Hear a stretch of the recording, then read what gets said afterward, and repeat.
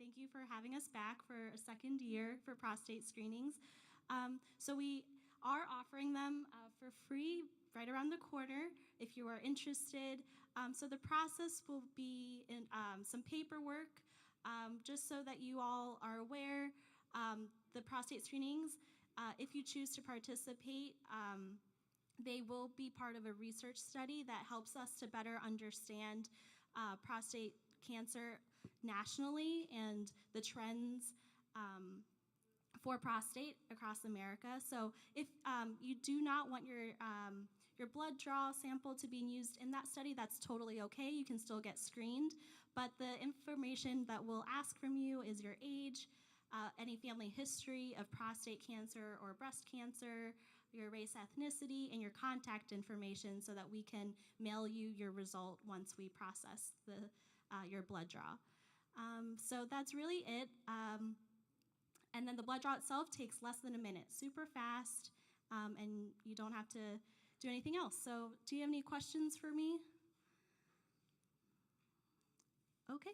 Well, if you, at any point, if you do have questions, feel free to stop by our table and talk to us, and we're happy to serve you. So thank you. And thank you very much. Continue eating. Okay. Pastor Bob is coming before us now. Yeah, because it's close to 9:30. I want to get the time in for them. All right. So I'm going to start with the talk. All right, good morning, everyone. I've been asked by Deacon Albert Blackstock to give a word of encouragement.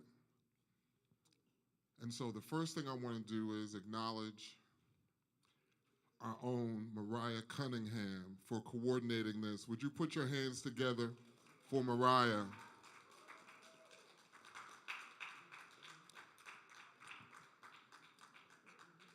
This is an act of love that's immeasurable because, for a couple of reasons, this year in 2023, it is estimated that 250,000 men will be diagnosed with prostate cancer. And African American men are disproportionately affected. 1 in 6 African American men will be diagnosed. There is a direct correlation between positive outcomes and negative outcomes that goes with early versus late diagnosis. And late diagnosis tends to breed an aggressive form of the cancer. And it's the second leading cause of death in cancer. And so only lung is greater. So it's important that we have these kinds of conversations. I was talking to Chris, who I think will be addressing us later, and he is a champion for normalizing the conversation. And as men, whenever we're faced with a crisis, whether it's physical or emotional or even intellectual, we tend to retreat. That's one of the ways that we fight. Men are physical. And if we're not in a physical engagement, we tend to retreat. And that's one of the reasons we don't have community like this, or we don't have the benefit of early diagnosis like our other counterparts. I think forums like this can begin to address this. So I want to talk about, Albert asked me to talk about a story in the Bible. It's found in Mark 9, verses 14 to 27. You don't need to look at it. I'm just going to talk you through it. I want this to be practical. And it's about a father who brings his son to the disciples. He has a problem that he's had all his life, his young life. And the disciples failed. And Jesus comes down from the mountain, and the man approaches him, and Jesus says, if you can believe, your son will be healed. Now imagine the state that the father is in. He brought his son to the disciples expecting a positive outcome. It didn't happen. Jesus now says, if you believe. What do you think happened to his faith when he brought his son in good faith to the disciples and didn't get the result he was expecting? That has, if it were me and it was one of my sons, that would deplete my faith. So his response to Jesus, which is well known, is, Lord, I believe, but help my unbelief. One of the ways we help each other as community is just by showing up.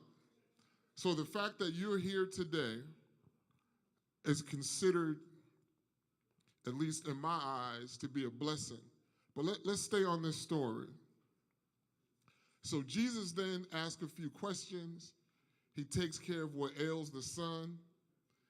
And the entire community, even those who failed, were blessed because of what Jesus did. Because disciples then wanted to know, Lord, why couldn't we do it? And he told them why. The moral of the story is, we're stronger together. We're helpers of one of another. And instead of retreating, when something comes up that is not a good report, we need to have brothers that we can go to. This man went to disciples that he heard of. They weren't even a part of his circle, but he got what he needed. Let me make this a little more practical. I was talking to a leader in the Church of God the other day, a person at the highest level, and I'm a part of a search committee to find someone to replace this person. And so I asked him, we were on a Zoom meeting, and I said, if you could give one bit of advice to the person who's going to succeed you, what would it be? And he thought, and he said, the one thing I would tell them is to be close to Jesus. Now, this person is theological genius in a high position. He's pastored for 40 years, and he's been in this role for maybe a decade. And he said, what I've learned is it's not about reading 10 more books. It's not about what you've amassed in credentials. You need him. And he said, in some ways, I failed in that. And then he told me how much he spent on his therapist. He told us, it was a group of us, how much he spent on his therapist. It correlates to this story in the sense that the father brings his son to the disciples who didn't have the means to help him. But it wasn't an object failure, because when Jesus showed up, he got what he needed. We need each other, and we also need him. On this Tuesday, before Bible study, I got a call for a text from a friend. It was multiple texts. You know how you get text messages, and even if your phone is on silent, you keep getting these messages. And this is the part I want to get to around isolation. It isn't good. It is not good. And one of the reasons we don't have early detection is because it's in our DNA to withdraw in our cave if there's something that appears to be beyond our reach and beyond our control. Are you with me so far? Okay. So I get this call, and my heart was broken. It was crushed. There's a young man that I know, and I invited him here to New Covenant about 25 years ago. I was new here. I was still invisible here at the time. And we worked together. He has a son who's named after him, a daughter, and a lovely wife. They've been married for a long time. They married young. And I haven't seen him in a while. He had moved to Boston. And what the note was that he died. And he died suddenly. And he hadn't lived out his years, so I was crushed that he died. And I asked, how did it happen? Was he sick? And they said, well, someone saw him just 2 weeks ago, and everything was good. So he wasn't sick. The next day, I get more messages, and now it's a group text because all the people who knew and loved him are communicating, and we're mourning together. Found out, are you ready for this? He gets in his car, drives himself to a park, takes out a gun, and ends his life. Here's the question. Now, his wife can't make sense out of this. You can't make sense out of nonsense. But I started to think, how is it that so many people are around him? If I show you his LinkedIn profile, he's on big stages. He's in front of lots of people. He dresses like a prince. He's handsome. He's smart. He has a loving family. He has everything. He has money, everything. But something inside of him was dying, and he allowed it to die in isolation and in silence. And now his family can't get insurance, right? Because it's self-inflicted. And I started to think, and I had to do Bible study, and I started to think, how can that happen? How does that happen? And I listened to the story, Kirk Franklin, something called Father's Day. Google that. The album is coming out in October, but he tells a story. It's painful. And he says something in there. He said, who am I meant to be? And he said, I really don't know because all I know is brokenness. He said, my whole life I've been broken. I don't know what I would be if I was whole. And he talks about the fact that the thing that keeps him going is his music and the people around him. He feels abandoned, he feels broken, and I thought, and he said, but my instinct is when I'm in trouble, I just want to be alone. What is the worst thing you can do when you're in trouble or when you're in crisis? It's to be alone. What is the worst thing you can do when you're grieving? It's to be alone. Coming here today, I heard a song from Whitney Houston, and nothing happens by chance. I believe God allowed me to hear that so I could communicate it to you. And I don't know why, but it was Whitney Houston singing, I Look to You.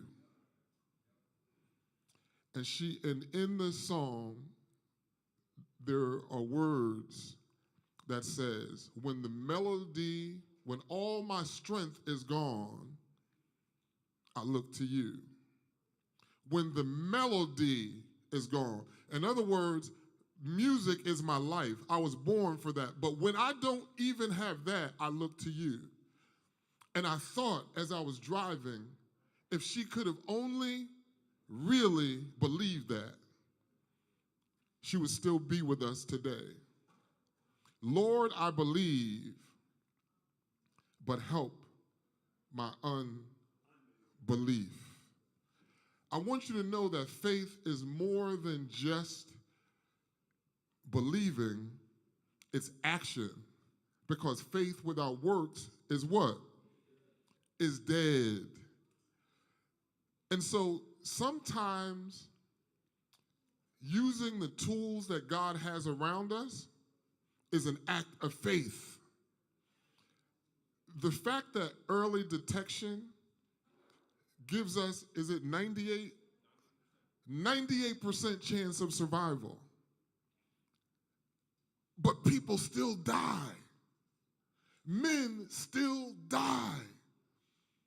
Because it's in our DNA to withdraw and to isolate.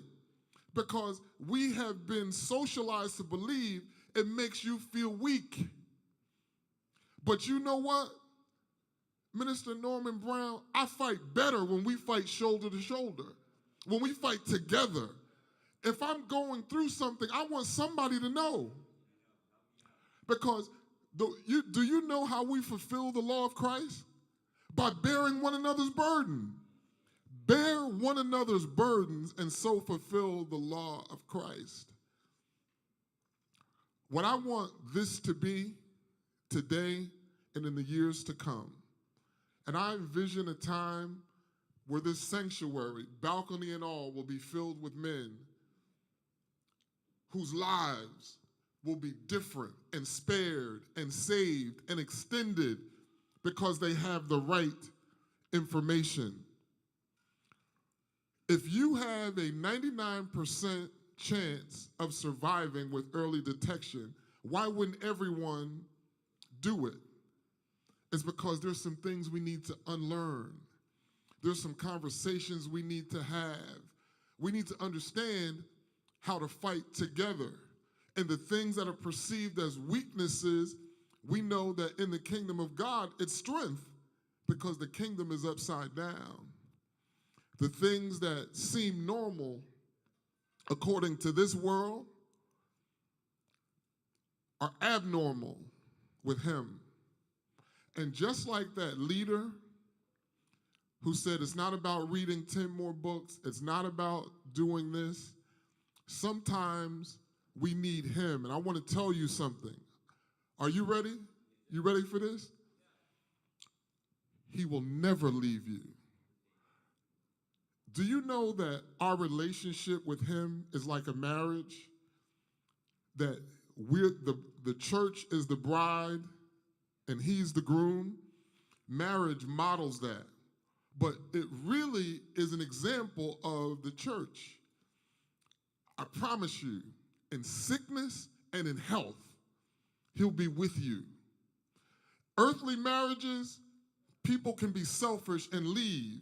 But in this eternal one, he'll never leave you.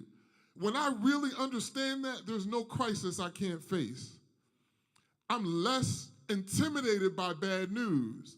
I've gotten bad reports from physicians, and it causes me, in that moment, I listen, I follow the instruction, but I say, I believe God. He's not finished with me yet. There's some things to do. Now, I go forth in faith, but I also follow what they say. It doesn't have to be either or, because it's action. Where do you think health professionals get their knowledge from? You could say from the books, right? Do the books have an origin? When time began, were there any books? All of those things come from a source. I don't want to get too deep in this, but I want us to be together. When life began in the garden, everything that was needed for every generation was there. It just had to be discovered. Even in science, it begins with discovery. Those things are not happenstance, it's all connected. And so my prayer today is that all of us would discover that God wants the best for us. God wants us to live a life that he calls abundant. All of us, our bounds are set. Before we're separated from our mother's womb, God knows how much time he's given us. But you know what you and I have control of? Is how we get there. How we get there. If God says to me, you're going to live for 100 years, I could live the last 20 in a way that doesn't have high quality of life, or I could just fall asleep having quality of life all the way through, depending on how I take care of myself. We don't determine the time, but we can participate in how we go through. And today we're here so that we can all go through better, so that somebody can survive that which is survivable that they wouldn't if they didn't get what God has already put here before us.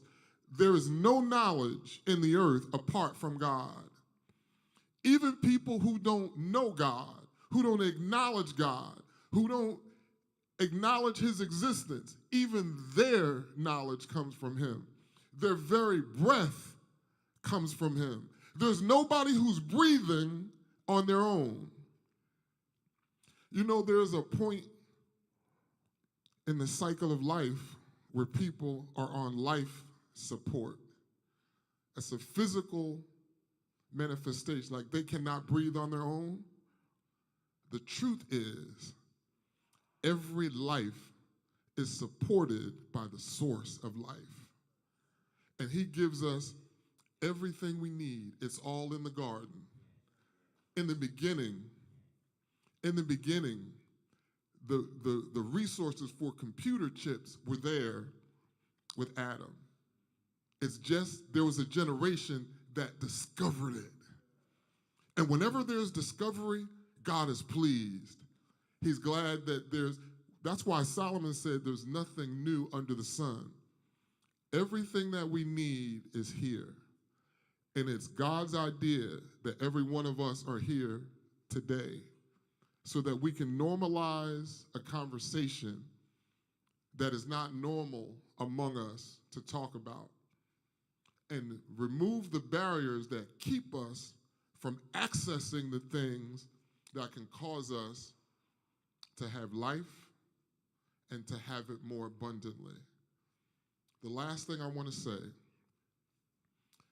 last point I want to make, I don't know if it's the last thing I want to say, but is this. As I was driving here, God had me thinking about the 12 who failed in their lives.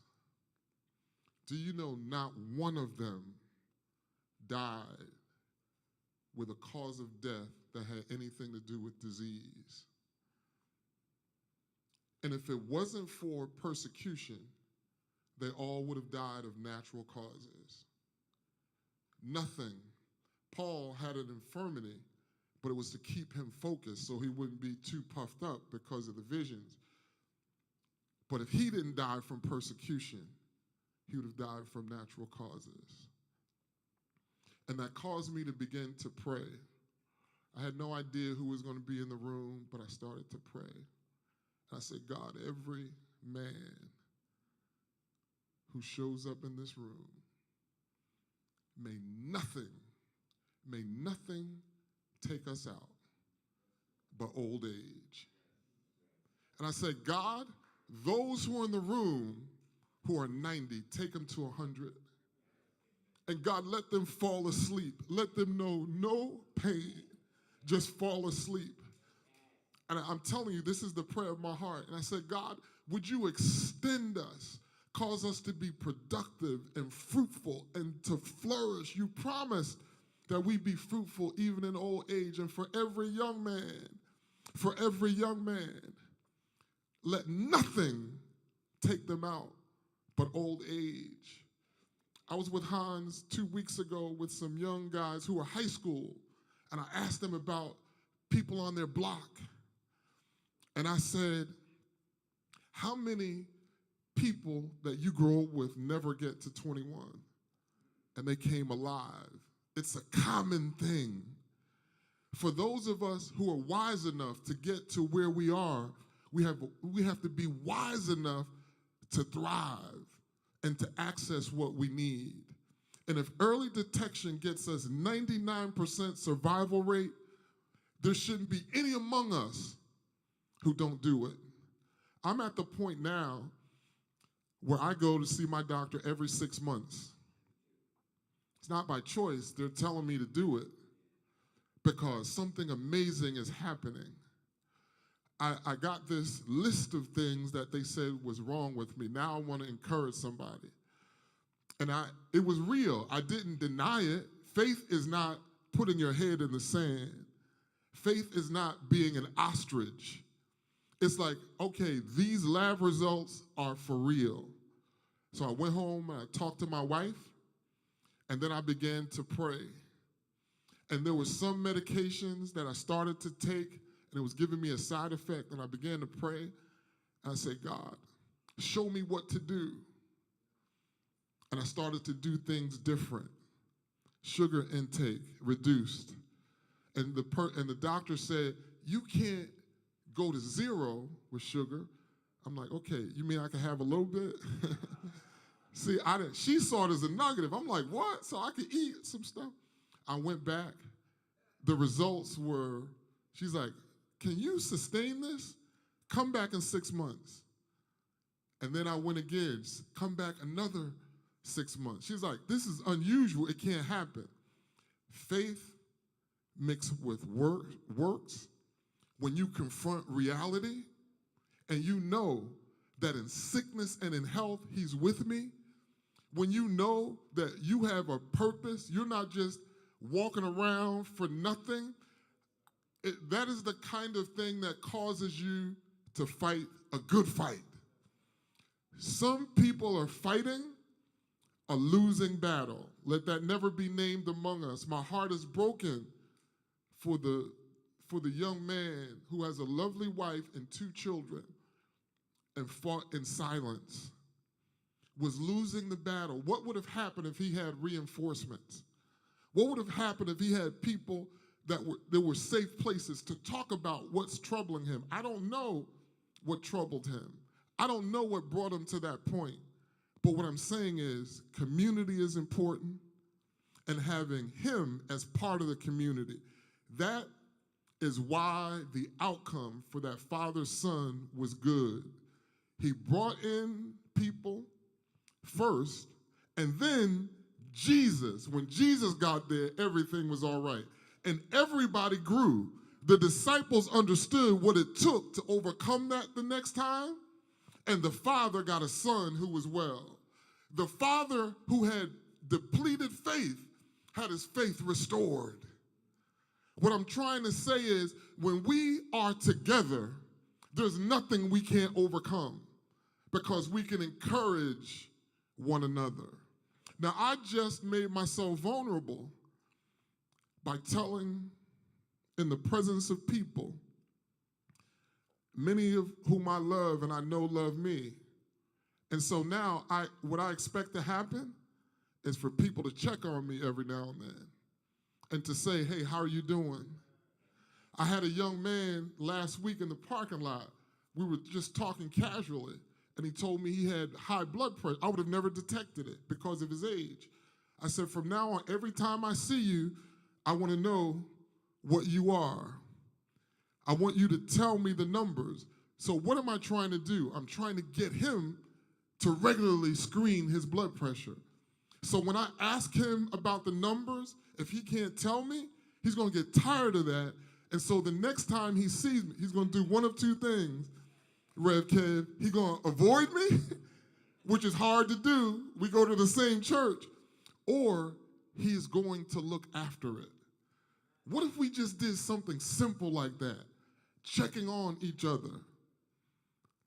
You are your brother's keeper.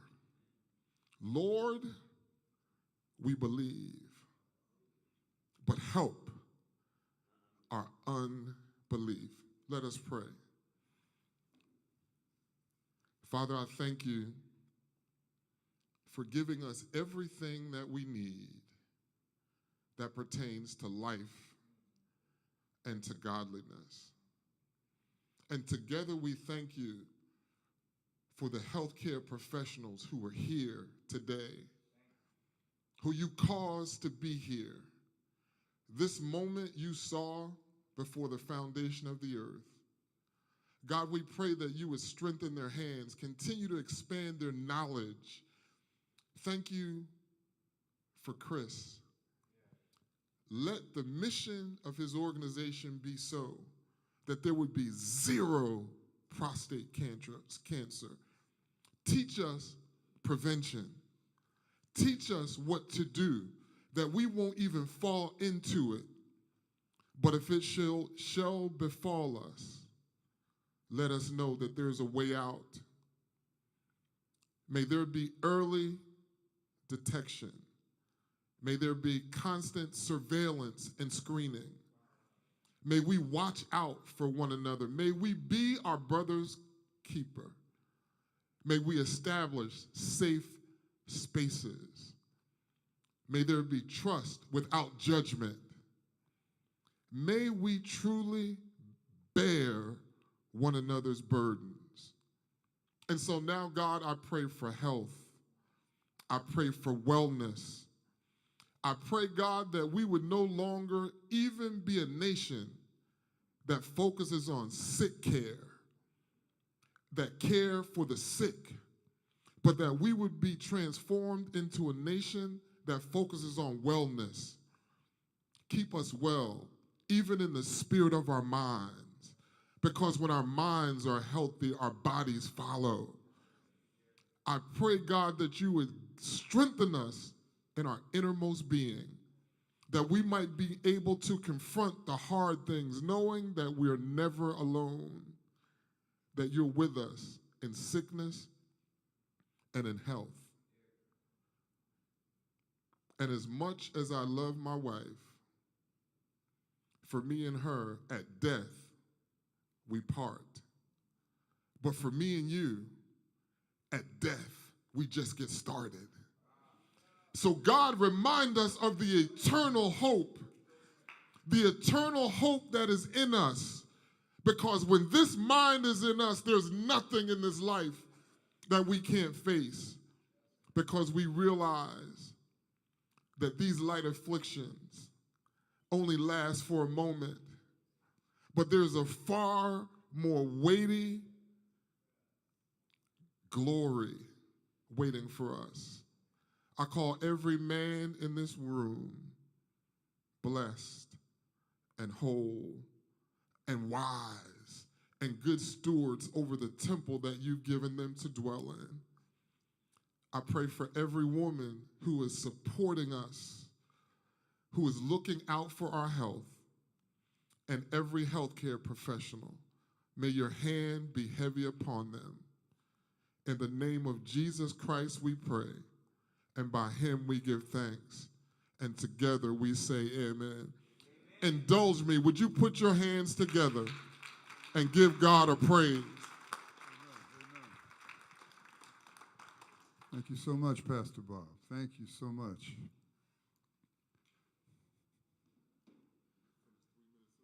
He said he finished 3 minutes early. Amen. Good timing. I'd like to say that I'm here before you today because Deacon Albert Blackstock was unable to be here today. This is an event that the Men's Health Ministry, with his leadership, has done now. This is our second year. He is responding to a family emergency in North Carolina right now, but he gives our blessings for this event right now. I thank Pastor Bob for that word. I'd like to say that perhaps I'm here because I can personally testify of how this event and how God has touched my life in regards to prostate cancer. Some of you may not be aware that I almost died of prostate cancer in 2019. It almost took me out. The reason it did not take me out was because I had learned in my family to be attentive to prostate cancer. My grandfather died of prostate cancer. My father almost did. So I began testing early. I became aware that my prostate was active, and therefore, because of early diagnosis, they were able to get to it early enough that I'm still standing here. I'm telling you, it almost took me out. But it has been an encouragement to me to honor the principles that Pastor Bob has been saying, that we need to be walking a life of preventive health. And that as a community, especially of men who we like to say in the ministry, our brothers, we tend to go to the cave when challenges come. Anybody test that out? Anybody seen that? We tend to go to the cave. So I just wanted to affirm the word has been said and say that this has been real in my life also. We overcome Satan's attack by the blood of the Lamb and by the word of our testimony, and we love not our lives to the death. We are willing to take stands that even confront death with God's help. Amen? I'd like to now introduce Mariah Cunningham. Give her a hand. She's the daughter of our own Deacon Michael Cunningham, and I forget your mom's name, Doris Cunningham. And as she comes forward, I can almost see them coming forward through her. But you know, she's been part of a team of care. And so she really is extending that care in our lives, and I just want to thank you for that. Thank you. Good morning, everybody. Good morning. So we are going to get started really quick with our, technical difficulties. But we're going to get started with our speeches. So today we have our discussion leader, Chris Bennett, who's here.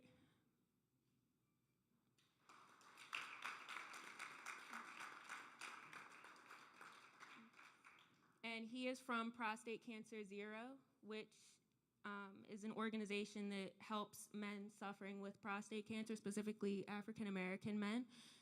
So he's just going to give a brief introduction to our speakers, and then we're going to go from there. Thank you, Mariah, and thank you all for joining today. Really give yourselves a big pat on the back. Give yourselves a shout out. I want to give a shout out to all of you. Please, round of applause for yourselves. This is really important, as we just heard. This early detection stuff is really critical in terms of being able to save lives.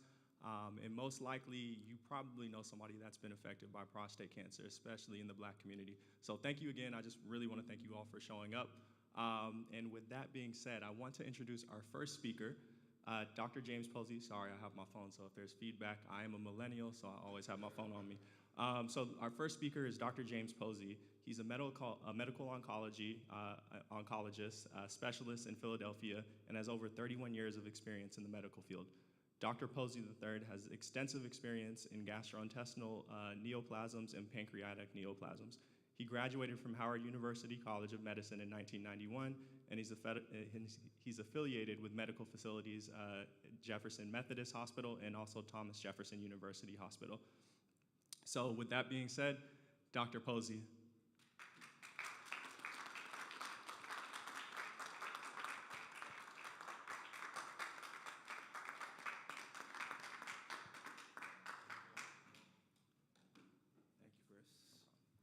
Appreciate it. It's good to be here with you. It feels like everyone is a little bit far away from me. I'm not gonna, Mariah and the team, thank you for inviting me to come and share with you. I feel like I don't need to say a whole lot because Pastor has said much of what needs to be said in a setting like this, and I've heard it articulated by others. My thought was not to share a lot of science and scientific dynamics with you, but things that I think that are meaningful in a setting like this. That is, can everyone hear me okay? Wonderful. Are you guys going to be upset if I walk back and forth? No. Okay, good. Okay, good. Because like I say, the team back here, I feel like I'm far from, and I'm glad to have a team here. But I think that the principal thing here is, A, what do I need to do? And then B, what can I help someone else to do? Okay? What do I need to do? And then how do I help someone else? Because I think in the healthcare arena, we often find that, good, you left 3 minutes left. I hope to, I might capture a couple of your minutes that you left. But so that I don't go over time. But what do I need to do? And then how do I engage someone else? And I think a lot of times in the healthcare setting, we show a lot of lines and tell you where the fault lines are. And I think that causes us to sort of, in some cases, retract and say, well, if the fault lines are already here, what difference can I make? You know, it's like if this is such a bad problem, then what difference am I going to make? And I think the difference that we make is as we are informed and as we do, we encourage somebody else. I think everyone in here knows at least 2 other men, maybe that aren't here, that we're all in a similar situation. I'm not estranged from this particular challenge that we're going to talk about here. So I just wanted to frame, if you will. Good. Maybe I will take a second to plug this in.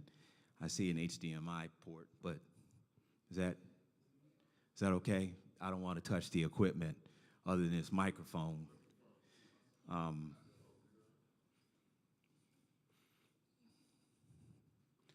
So I have a little bit of a frame of reference. There's an HDMI port there. And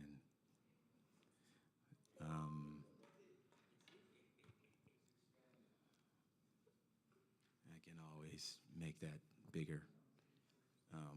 And then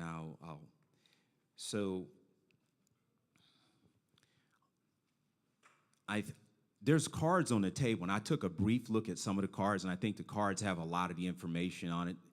And so if you grab a card, yes, sir.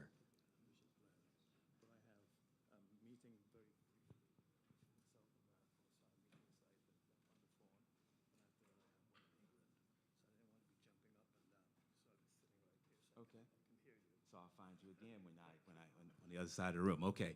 So, of course, prostate cancer global perspective. We're going to touch on a few risk factors. I just wanted to frame the discussion, though, if you will. Can you advance that? So, from a global perspective, prostate cancer it's not just a U.S. problem. It's a global problem. There's a lot of men that are impacted, if you will. 1.4 million men. That's probably a few less deaths than we've seen with COVID, but it's still a significant number from a worldwide perspective, if you will. Next slide. So, who's at risk for prostate cancer? Anybody with a Y chromosome. But nevertheless, there are some key features here. So, prostate cancer is a entity that we typically see in an older age group. What is an older age group? Essentially, we're talking men as we approach 60, 65. We know for sure that there are more aggressive forms that impact people that are younger. So that's why we think about screening. I heard family history mentioned, again, as something to be mindful of. If there's a family history, it increases the risk. Can you go back for a moment? And then, of course, if you have a little bit more melanin in your skin, like most of us in the room, that increases the risk. We're not exactly sure why. So the scientist, my colleague from Jefferson in the back, is probably going to talk a little bit more science than I am going to talk today. But there are probably some genetic factors. There are some things, some epigenetic factors, meaning these aren't things that we inherited that increase the risk of developing cancer. What I hope to spend most of my time on is things that we can do, because there's really three things that we can do, and I'm going to spend most of my time there. So, according to the American Cancer Society, this year we're estimating nearly 300,000 new cases of prostate cancer. And I want to note, though, the fact that when we think about the deaths from prostate cancer, it's far less than half. That's meaningful to me as a GI oncologist, because a lot of times when patients are diagnosed with things that I treat on a day-to-day basis, they're often much more deadly. Next slide, please. And kind of best illustrated here. So the blue line indicates the incidence, if you will, of from a worldwide perspective of prostate cancer. They're redlining the deaths that occur with prostate cancer. And so the thing to take home from this is that a prostate cancer diagnosis doesn't have to be the thing that is most prevailing as a cause of death in one's life. And if you look down, I think it's here, this is the North American incidence. I think that does pull in Canada. But one of the things that remains a bit of a mystery, if you look at the heritage of blacks in the United States, we tend to have come largely, most of us, from West Africa, where the incidents there are lower relative to the United States, Eastern Europe, and the like. Now, some of us do have heritage here in Caribbean countries, and so when we think about genetic factors, much of the challenge perhaps doesn't rely in our DNA, may reside in some things that affect our DNA. Next slide. So this is just a map, and you can't see these numbers, but what this study was attempting to illustrate is that they looked at over 600,000 men over a period of about 10 years that went to the same VA and got the same therapy. And what they showed here is the upper orange line on the left here is the incidence of prostate cancer, if detected localized, was still higher, as was the incidence of more advanced prostate cancer, was still higher than Caucasian men. But the middle graphic was suggesting that the outcomes, when managed properly, were similar. But what it shows is that, one, there's still something that is triggering, that's resulting in different outcomes, and all of that is not assigned to where you get your health care. But it is important where you get your health care. The other thing that I think is interesting on this graphic is this little purple dot here, which is a higher incidence of upfront advanced cancer. And I think that state is Pennsylvania. I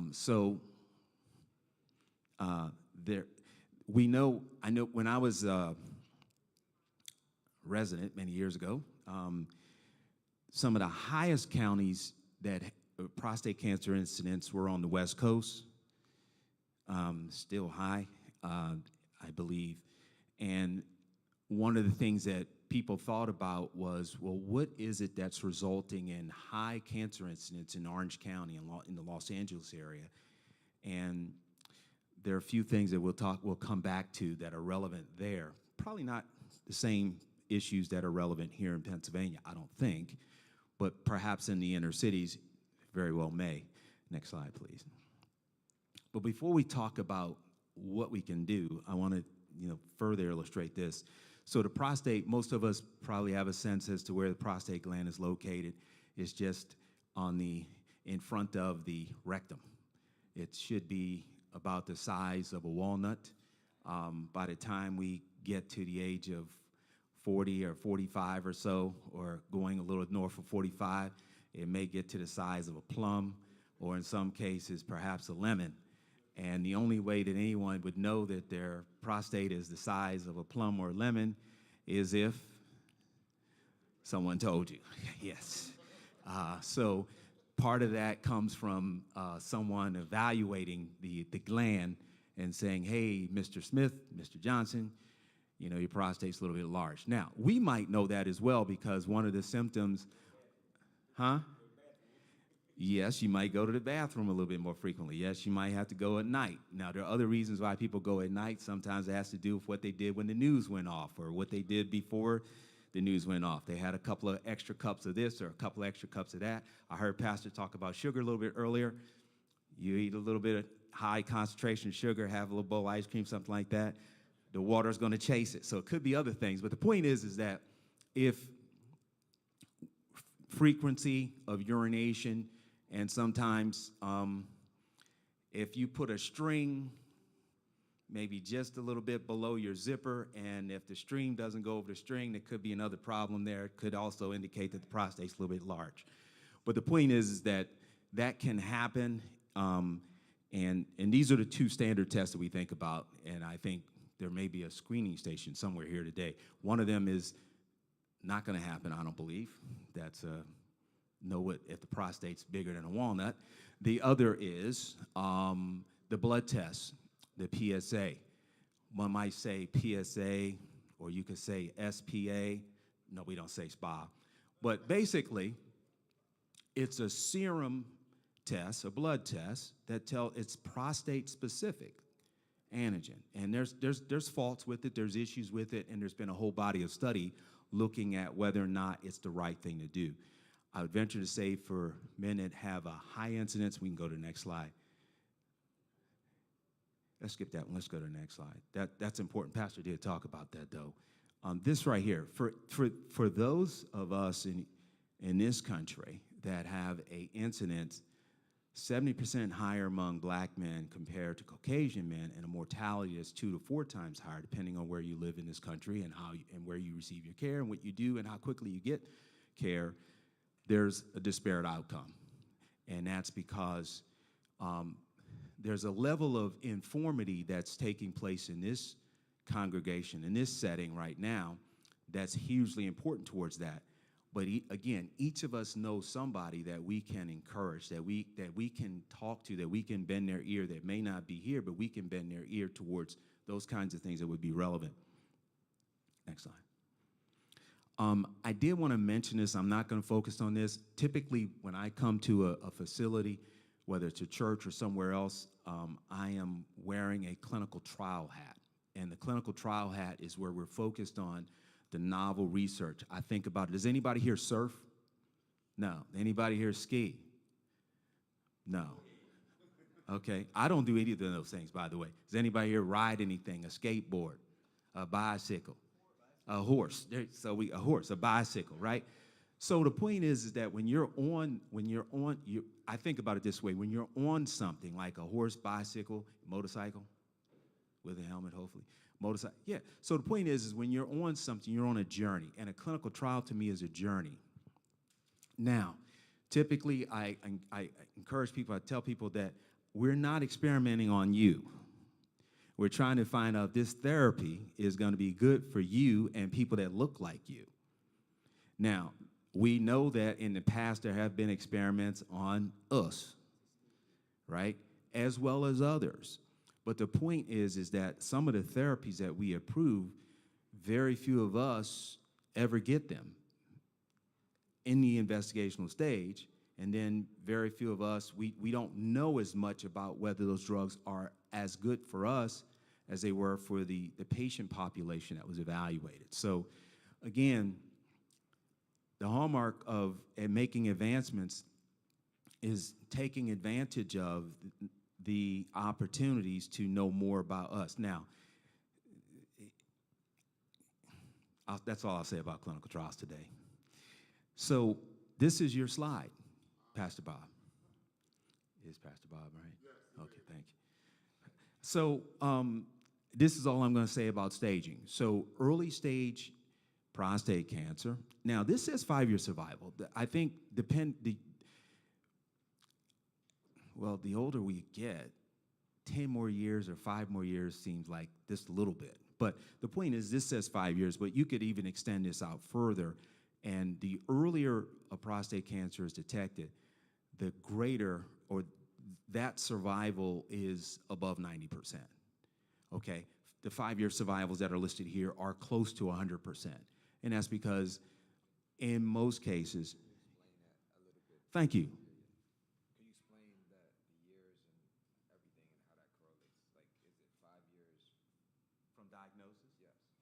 Thank you for asking that question. I appreciate that. And if anyone else has any questions, please ask a question. It's going to take me over my time limit, but I'm going to blame somebody for no. So basically, in clinical trials, they look at 2 things. One, how long was a person alive when they went on the study, and then secondly, sometimes the study will look at the cause of death. Was it related to the disease or was it related to something else? Because sometimes, again, when you think a person's diagnosed with a cancer at the age of 70, 75, 80, they may have died, but they may have died from something other than the prostate cancer. So what this is kind of indicating more strongly is that the cause of deaths at 5 years for stage 1, 2 cancers, and stage 1 is very early, confined to the gland, didn't break outside the walnut. Stage 2, it broke outside the walnut, but wasn't involving other tissues.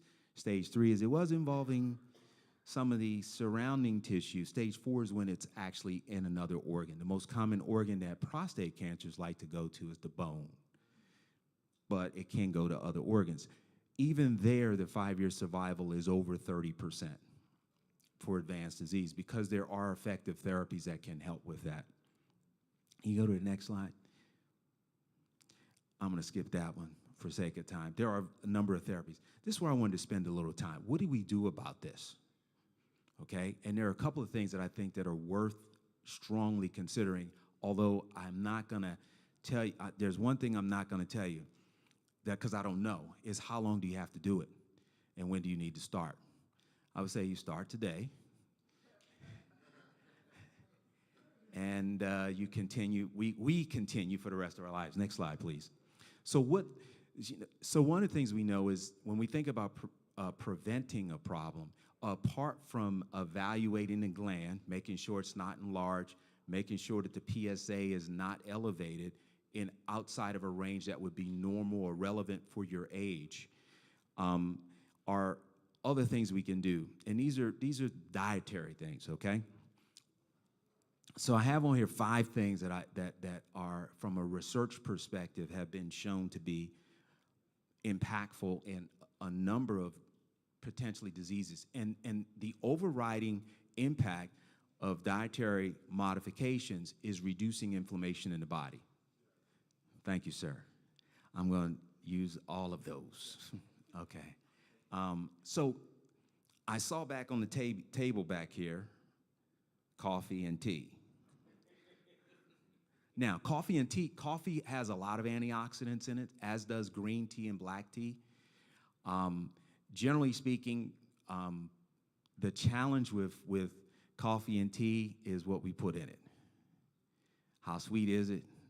How much cream does it have in it? And things like that. But coffee has rich antioxidants, and I listed a couple of the particular ingredients. Yes, sir. Oh, okay. The other one that I think is worth highlighting is cruciferous vegetables, and particularly as it pertains to prostate cancer, but others, is broccoli. Not a little bit of broccoli, florets, and cheese, but broccoli.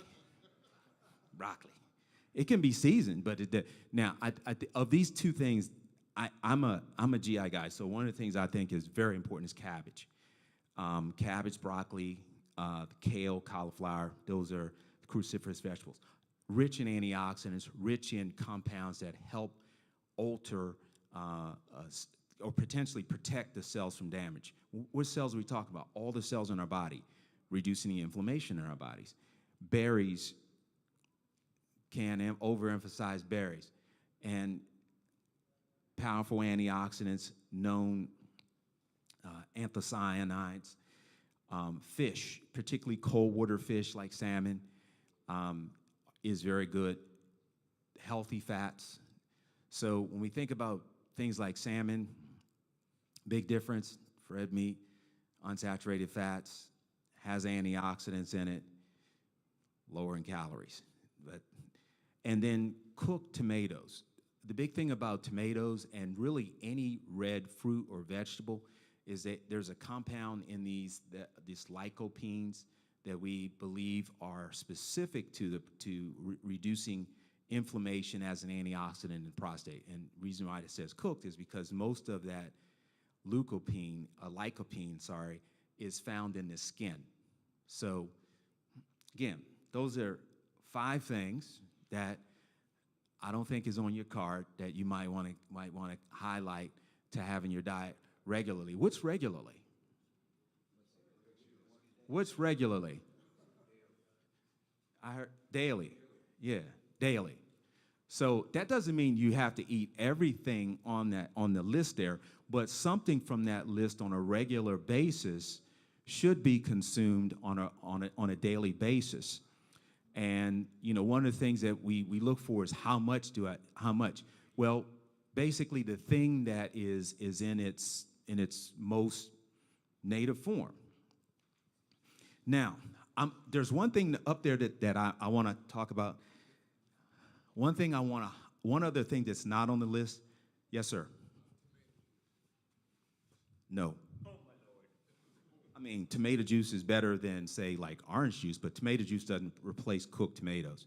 So, and then as it pertains to fruits, vegetables, organic, better in some ways. All of them need to be washed, because but the point is, fermented food is good for your GI tract. Thank you. I like fermented food. Fermented food is good for, yes, sir. Raw tomatoes? It doesn't have to be cooked.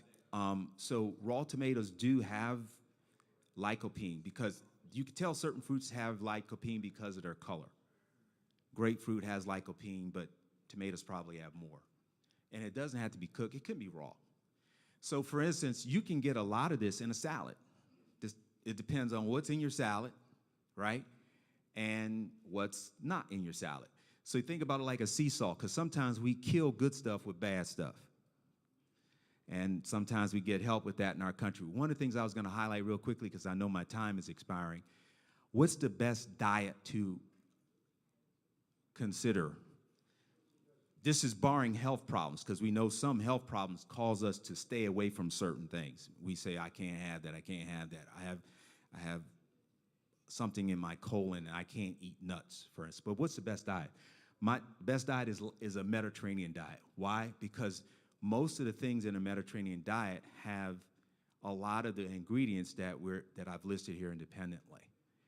And the one that I didn't have here is extra virgin olive oil. But extra virgin olive oil is a substance that in our country has gotten commercialized in our industrial production, right?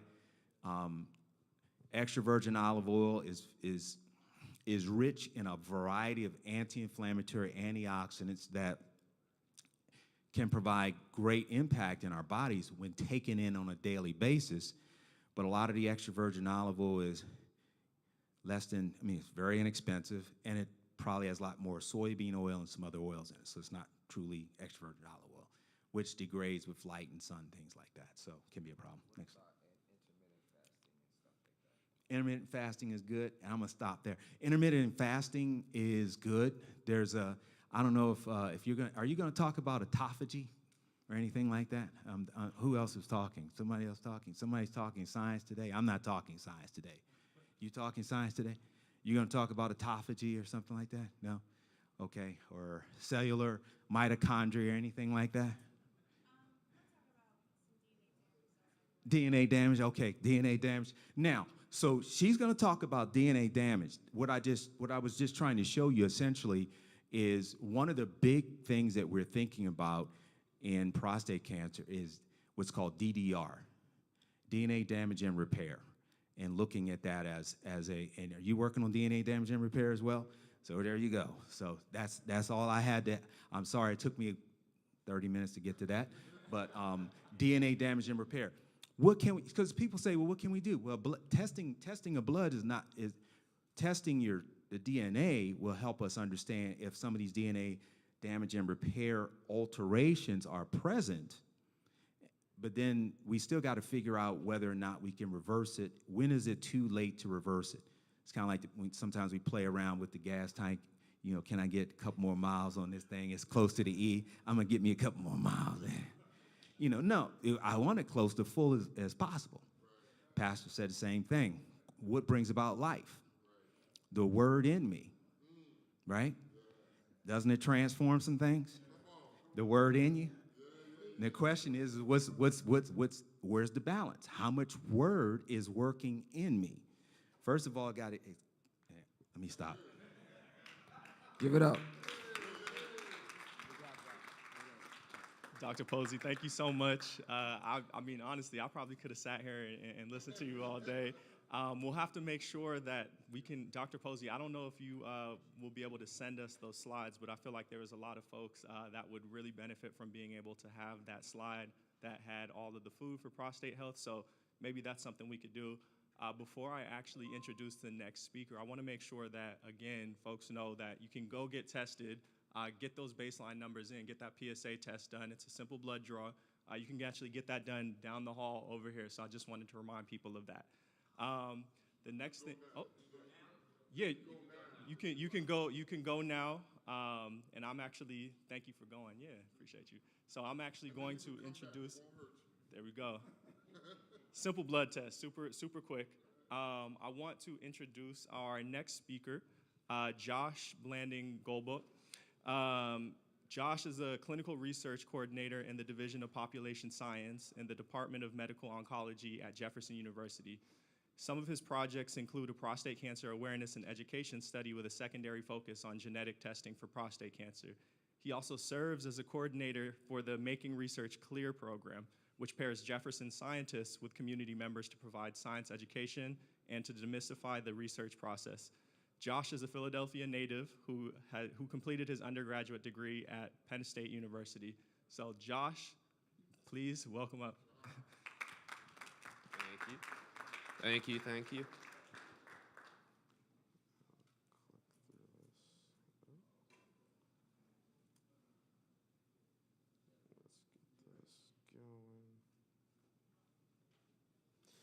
All right, so I'm going to cover part of what Dr. Posey didn't cover in talking about clinical trials. So I'm not a scientist, so this won't be heavily scientific. Just want to give you some information and kind of, a lot of people in our community don't participate in trials because they don't know about trials. I was, a novice to what clinical trials were and how they operated before I started working at Jefferson, and particularly in the role that I work in now. So what is a clinical trial? Clinical trials are research studies that test a variety of different things. They test the safety and effectiveness of drugs, treatments, surgeries, and preventative measures in humans specifically. So some of the science gets done on mice and other animals and other organisms and cells in a petri dish, but the clinical trials are for human research subjects. So a human subject is a volunteer participant. That's a big thing to note, is that clinical trials are completely voluntary. So you can choose whether to participate or not in the clinical trial. And a subject who is either someone who's healthy or someone who is ill, right? So you don't have to be suffering or diagnosed with cancer or any other illness to participate in a trial. Okay, so clinical trials happen in 4 phases. Most people will interact with a trial in stage 3 or 4, but we'll start at phase 1 and 2. So phase 1 is where they test the therapy for the first time in human subjects. So this will happen in a small pool of people. So they're really testing to find out what amount of the medicine or treatment is safe. They're trying to find the correct dosage that they can give people to test the effectiveness of the drug and find out what side effects are present in the treatment. Okay. Phase 2 increases the amount of people who are participating and will determine how well that new treatment is treating the disease and affecting any change, and continuing to test how much of the dosage is safe and whether the treatment is safe over a longer period of time. Okay. Phase 3 moves to broaden the study to include large groups of people. And this is to determine, because a treatment can work well in a small group, and then once you expand the population that is receiving the treatment, things can kind of change based on, the different populations involved. So they increase the amount of people participating to further test side effects and to compare it to other therapies. So for example, in a prostate cancer clinical trial, they may test the effectiveness of one treatment against the numbers that are present from another study that was previously done. Okay, and then finally, phase 4. So once the treatment is approved by the FDA, these studies evaluate the effectiveness of new drugs over a long period of time. So one thing that was present, I guess, in COVID is the mRNA vaccines. The mRNA part had been researched before, but the phase 4 was kind of, there was an emergency situation, so the phase 4 was kind of fast-tracked to get more people the vaccines available, but they were still being tested through the normal channels, but we needed the vaccines quicker rather than later to start saving lives. So that was one thing that happened in the phase 4 part of the COVID rollout. I saw a hand right here. Did you have a question? Okay. All right, so we just want to cover some of the risks versus the rewards of participating in trials. So for most people, the risks are pretty low.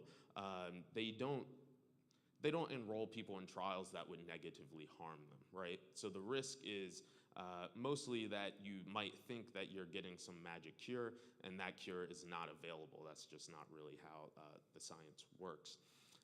So the risks and benefits of any trial are covered in the informed consent process, so I'll cover that a little bit later. But you're encouraged to ask questions. So one big thing, I guess, with guys in particular is we go into the doctor's office and we just take what they give us and we, take the piece of paper that they leave and we go home. And we go home to our wives or our girlfriends and they ask us all these questions and you say, I don't know. I just know what they told me. I didn't investigate. So one thing that we really encourage is that you ask questions. You should probably be asking more questions than they're asking you because they know a lot more. So they're just covering things in their head and going to the next bullet point that they have to tell you. So make sure that you're advocating for yourself and asking the questions. So part of the risk reward of the clinical trials is that there's no guarantee that the drug or treatment that's being studied will be effective, period, or effective for each individual participating in the study, okay?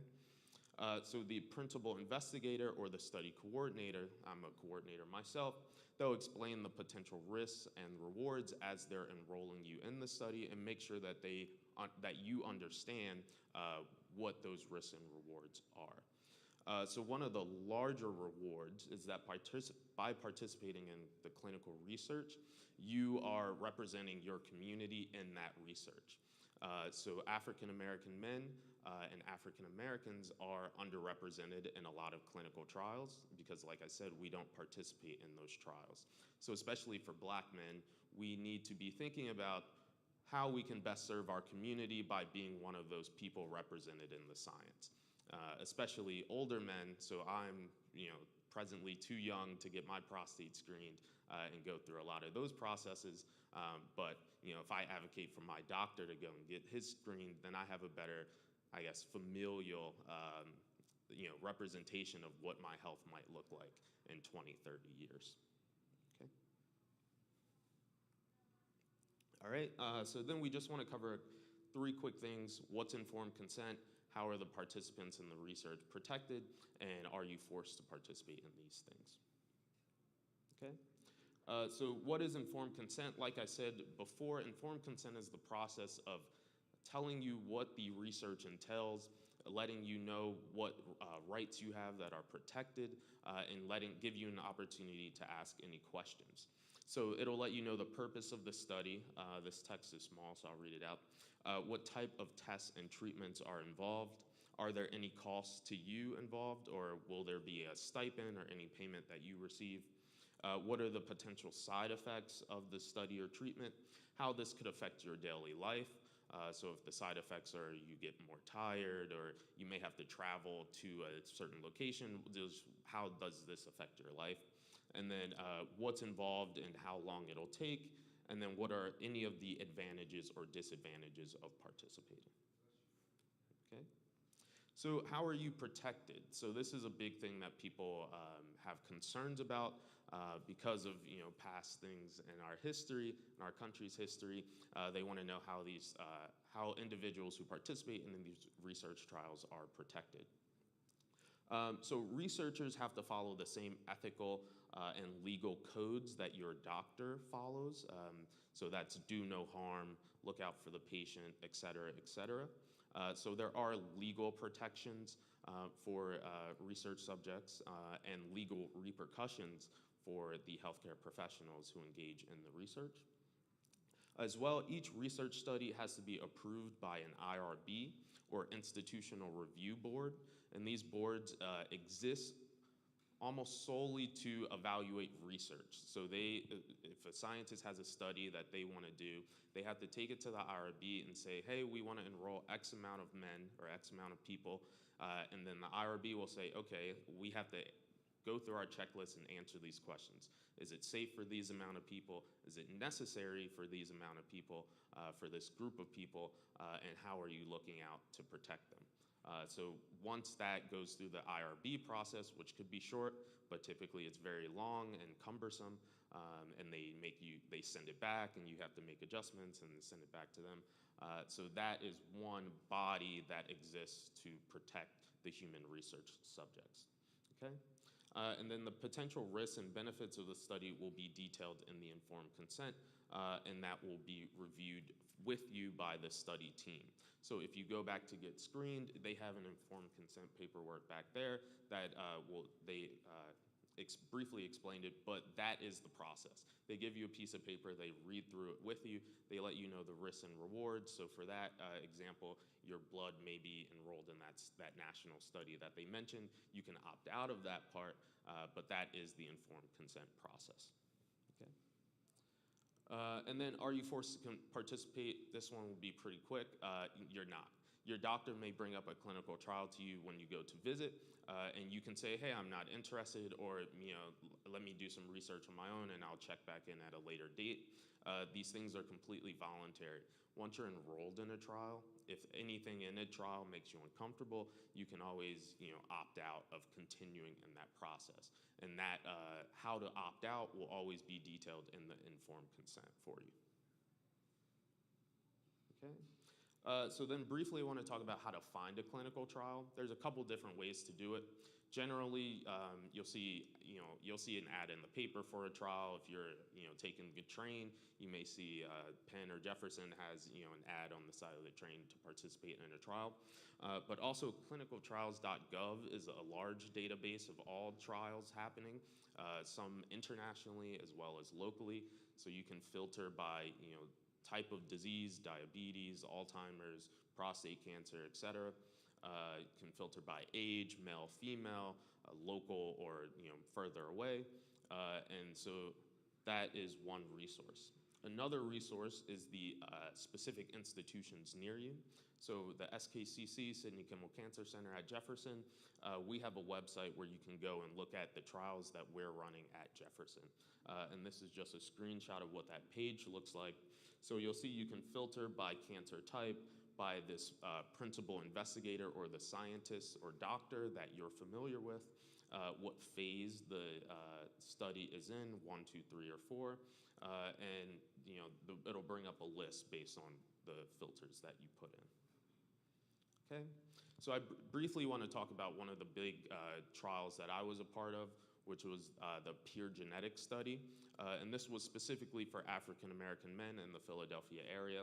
And it was a prostate cancer education and awareness trial, as well as talking to the men in the study about genetic testing for prostate cancer. So just to briefly, this is what our information looked like. So we were trying to spread the word, kind of like what this event is, about what prostate cancer is, what the prostate is, what genetics are, and the relationships between genetics and your family health history, your DNA, et cetera, and your risk for getting prostate cancer. So we also advocate for men to get their genetic testing done, whether they have prostate cancer or not, because it can give you, the genetic test can give you a kind of snapshot of your family health history and what your health outcomes might look like.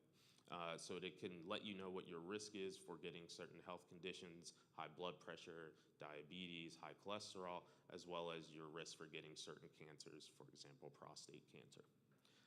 So one thing we really stressed in this study was that for men who are on the younger side or men who've never been diagnosed, you could still get the genetic testing done, and it's beneficial for you and your blood relatives. Okay. So then this is just some more of the information that we covered. Certain genetic mutations are important in prostate cancer risk. So we would cover this with the men in the study, make sure they knew the information, and give them a booklet. So, you didn't have to memorize this stuff, but you could have, a little ammunition when you go into the doctor's office and have some understanding so that you can ask better questions and better informed questions. So one other thing I wanted to talk about, that's my last slide, is the Making Research Clear program that was mentioned in my bio. So the Making Research Clear program is for men like you, for anyone who is a layperson who isn't familiar with science and cancer research specifically. We have a very good list of researchers at Jefferson who like to have community members participate in lab visits and come through and learn about what's going on behind the scenes in cancer research. So we did a pilot program 2 years ago, and this past year we had 8 community members from all walks of life. We're always looking for more men to participate because we're always, got plenty of women who want to join. But we're always looking for more men to come behind the scenes at Jefferson, to be in our labs, to come to our staff meetings, to come to our community advisory board meetings, and learn about what's going on behind the scenes in cancer research in the Philadelphia community. So if you're interested in that, you could talk to me or Rebecca in the back,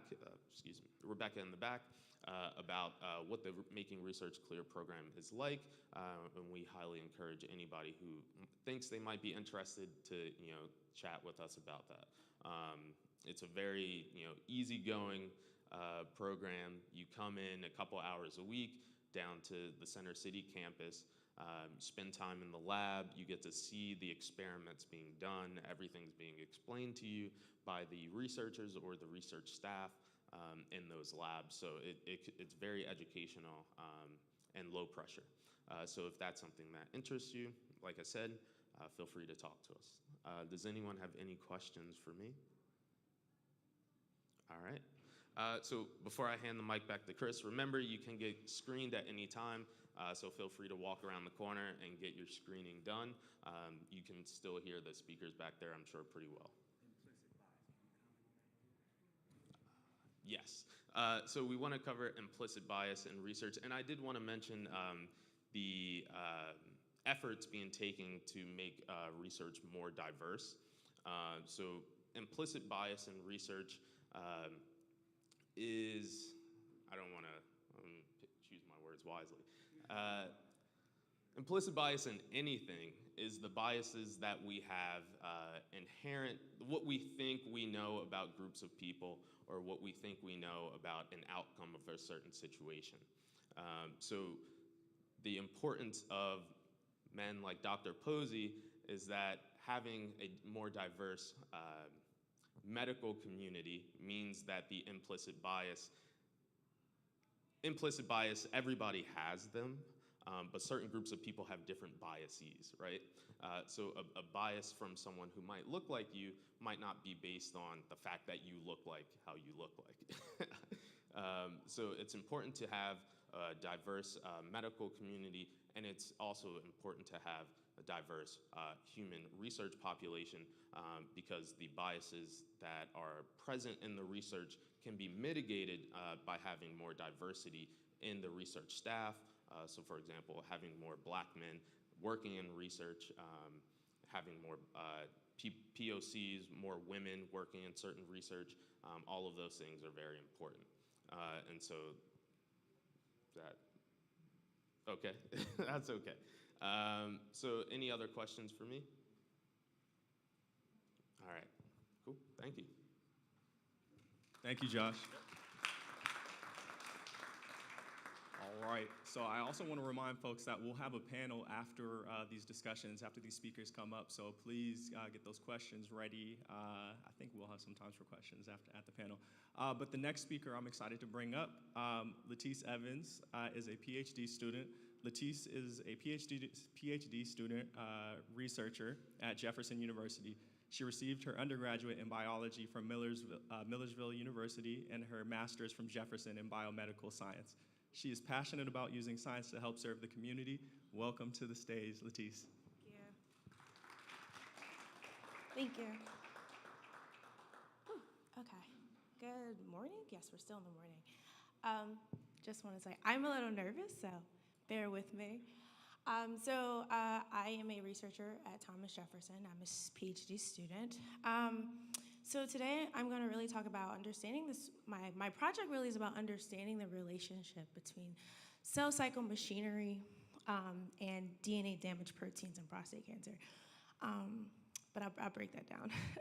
So I just want to start off, which you've heard multiple times this morning, but it's really important about racial disparity in prostate cancer. So Black men are 1.76 times more likely to be diagnosed with prostate cancer, but also roughly 2 times more likely to die from prostate cancer than white men in America.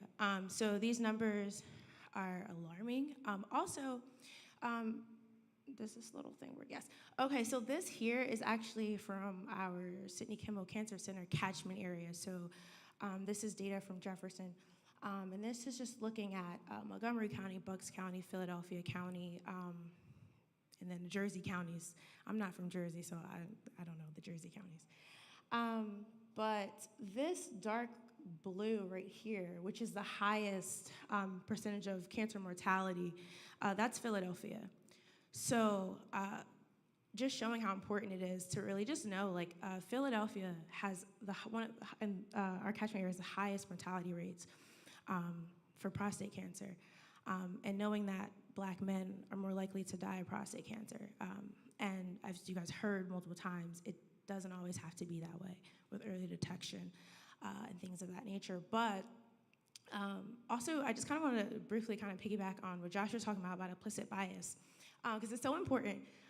Because essentially, it's an unintentional bias, right? So if you have a care team or research team, because I'm a researcher, so if all your researchers are white men, right, and they're looking at prostate cancer, their thought may not be to always look at the differences in Black men, right? But then you have a research team that's diverse. So I'm just going back to my lab. My lab is quite diverse.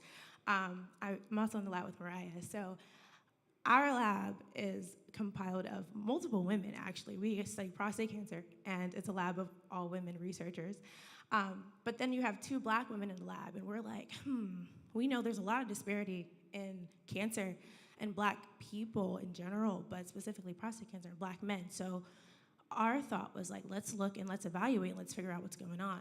So it helps to have people that look like us in spaces like research and physicians and building that relationship. So that kind of breaks down that implicit bias, what Josh was talking about, because in our research, that's where we have some of this work, is because it's important to us and we see that. So it's something to think about going forward when you're talking to physicians and different things and your care team, having people that look like you, come from backgrounds that you do. And so some factors that impact racial disparity, some were talked about. So we have access to care, we have biological factors, lifestyle, economic factors, environmental factors. So that's like toxicity for environmental factors, economic, obviously, employment, income, cost of healthcare, lifestyle, smoking, diet, things that Dr. Posey was talking about. That's all important. I'm going to save the biological factors last. And then we have access to healthcare. And that includes access to clinical trials, what Josh was talking about, quality of care. You can have healthcare, but depending on the type of healthcare, sometimes it doesn't allow you to have the best quality physicians. And we know that, and that can impact racial disparity in prostate cancer. But then lastly, I'm a little biased, I think it's the most important, is the biological factors that are at play with the racial disparity. So a lot of people, this is kind of, I guess, a hot topic. Some people actually don't think that the biological factors are that important, and they believe it's only just get screened early, outcome it will be okay, Black men won't die. But even what Dr. Posey was showing, the graphs that he was showing where you see that more black men are diagnosed with prostate cancer, even when we break down that access to care, that shows right there. There's something more than just access to care and lifestyle. There's something biological happening. And so my project really works on that. It really looks at some of the biological factors. Looks at genetic alterations. So I look at the mutations in DNA damage and cell cycle. So I'm gonna kind of talk about that. So cell cycle machinery. So specifically my project looks at retinoblastoma protein, which is RB1 for short. That's all I'm gonna say, just RB from now. So that's a tumor suppressor. And essentially what a tumor suppressor is this little thing's not really working, but what a tumor suppressor is, it's like a brake. So you're driving your car, and then you have a brake, and you put your foot on the brake pedal, and it stops the car. So the tumor suppressor works just like that. So cells are constantly dividing, going through the cell cycle, and tumor suppressors, depending on what's going on at different checkpoints, because the cell cycle has checkpoints. If something's wrong, it's going to say, oh, we need to stop this cell from dividing, we need to stop it so it can die. Tumor suppressors are like, all right, here's a break, let me stop. But when the tumor suppressor is mutated or it's lost, deleted for some reason, that cycle is going to keep going. And there's no way to really stop that mutated cell from continuing to divide and replicate. And so the retinoblastoma protein prevents cell cycle progression by inhibiting some other transcription factors. And so we see that RB1 loss occurs in advanced prostate cancer. So the later stages of prostate cancer, RB1 loss occurs more frequently. And then another part of this project, which is really important, and some of you here last year heard about it in Mariah's project, is about poly-ADP ribose polymerases, but we just call it PARP, because that's a lot to say. So really what that is that it actually is this amazing protein that detects damage to the DNA, and it repairs the damage.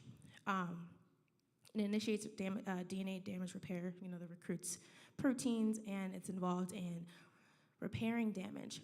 But the problem with that is it repairs the damaged DNA of cancer cells. So sometimes we have treatment, right, like different chemotherapies, and that causes damage, and we want that. We want it to damage our cancer cells so you don't have cancer anymore.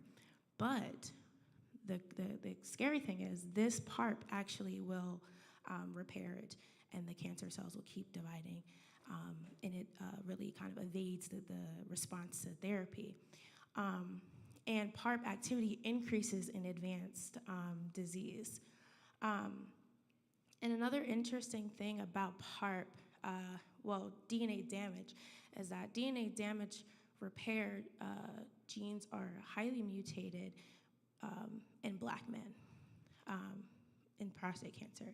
And there have been several studies that have shown that black men have a higher frequency of DNA damage repair genes.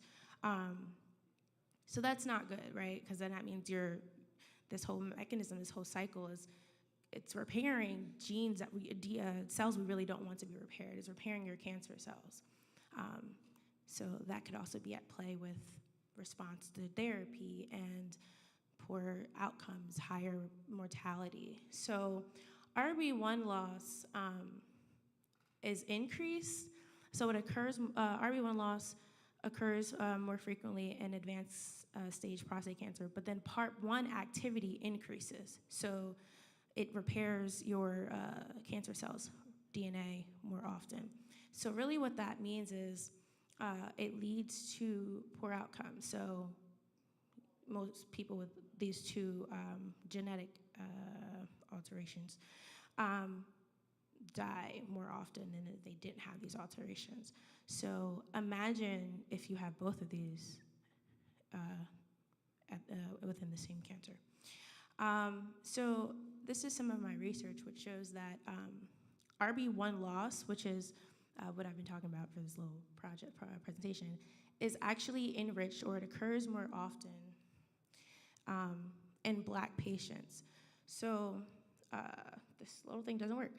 But the top here is just showing that between white patients and Black patients, overall, this RB1 BRCA2, which Josh, or you mentioned, right? Yeah, it was your last slide. Yeah, that's a DNA damage repair gene. Overall, it's about 6% altered between white patients, Black patients. But when we look and we look at just RB alone, Black men have RB alone deletion more often. Further kind of looking at this project. So I've found in my research that with the loss of RB, it actually increases the PARP expression and activity. So when you lose RB, we're seeing that it increases this DNA damage repair enzyme.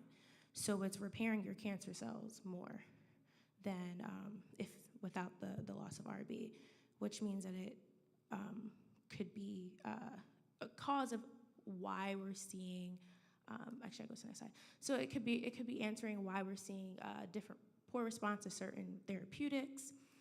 But this project, which is still going, and I didn't show you all the data, but this can inform response to PARP inhibitors, which help to allow the cells to it stops the PARP from repairing DNA. So then their cells will die, the cancer cells will die.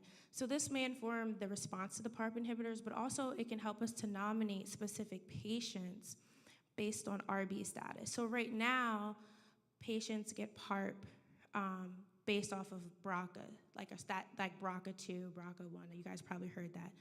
But this project could possibly lead to another set of patients who have RB loss that could help to inform physicians of potential patients that could respond to the various therapeutics. And then also just hopefully it will help us to understand the racial disparity that we're seeing.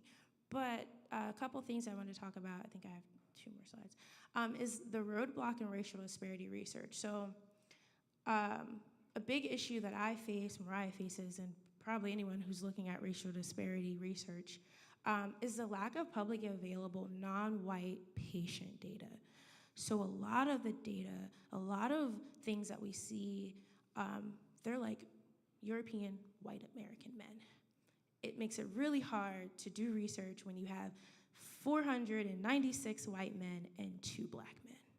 You cannot compare those 2 data sets. It's really hard. And then also is the involvement in various different diverse groups in clinical trials.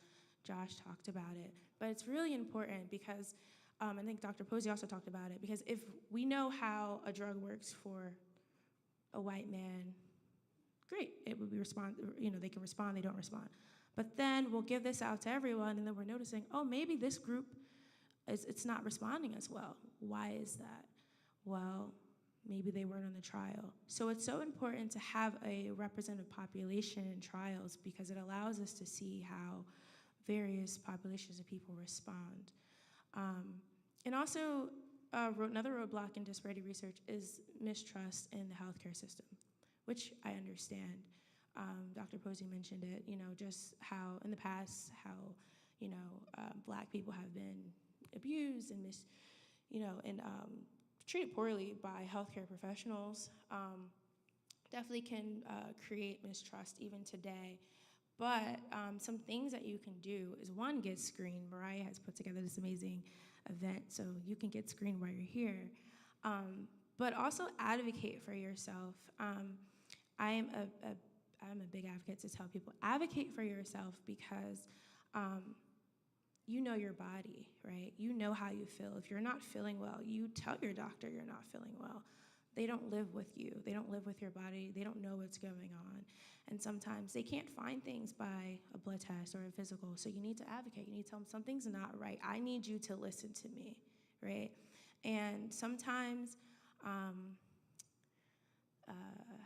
sometimes our doctors, They may not look like us, and this is just really real. So sometimes it feels like they don't listen to you. And sometimes they may look like us and they still don't listen to you, right? Sometimes they get a little big in their heads. That's okay. But you advocate for yourselves. You may not know all of the terms, but you know your body. And so it's important to say, hey, this is not okay. Hey, I'm X, Y, and Z. My body's doing this, and it wasn't doing that before.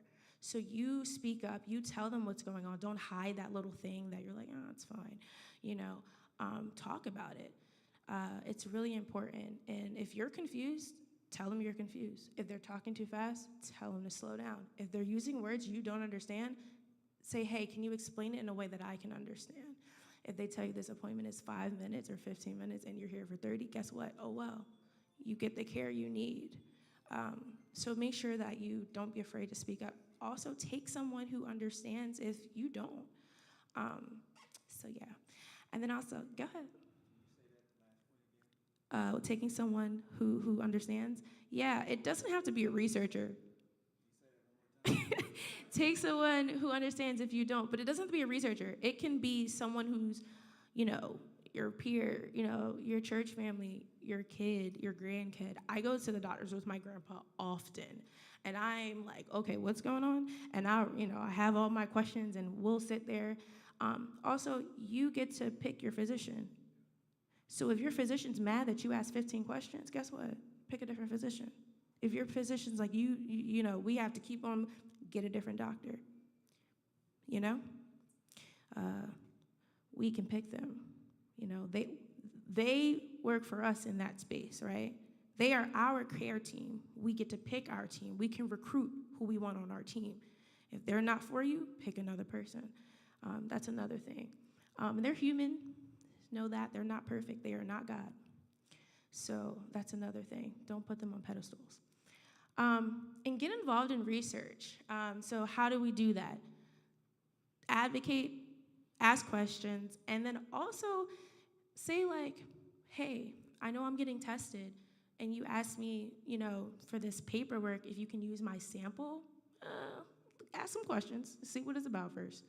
Some things are a little, you never know. But say yes, because when you say yes and we get patient samples, Mariah and I get new samples. We get new samples of Black men so that we can have better informed information for you. So it's a cycle.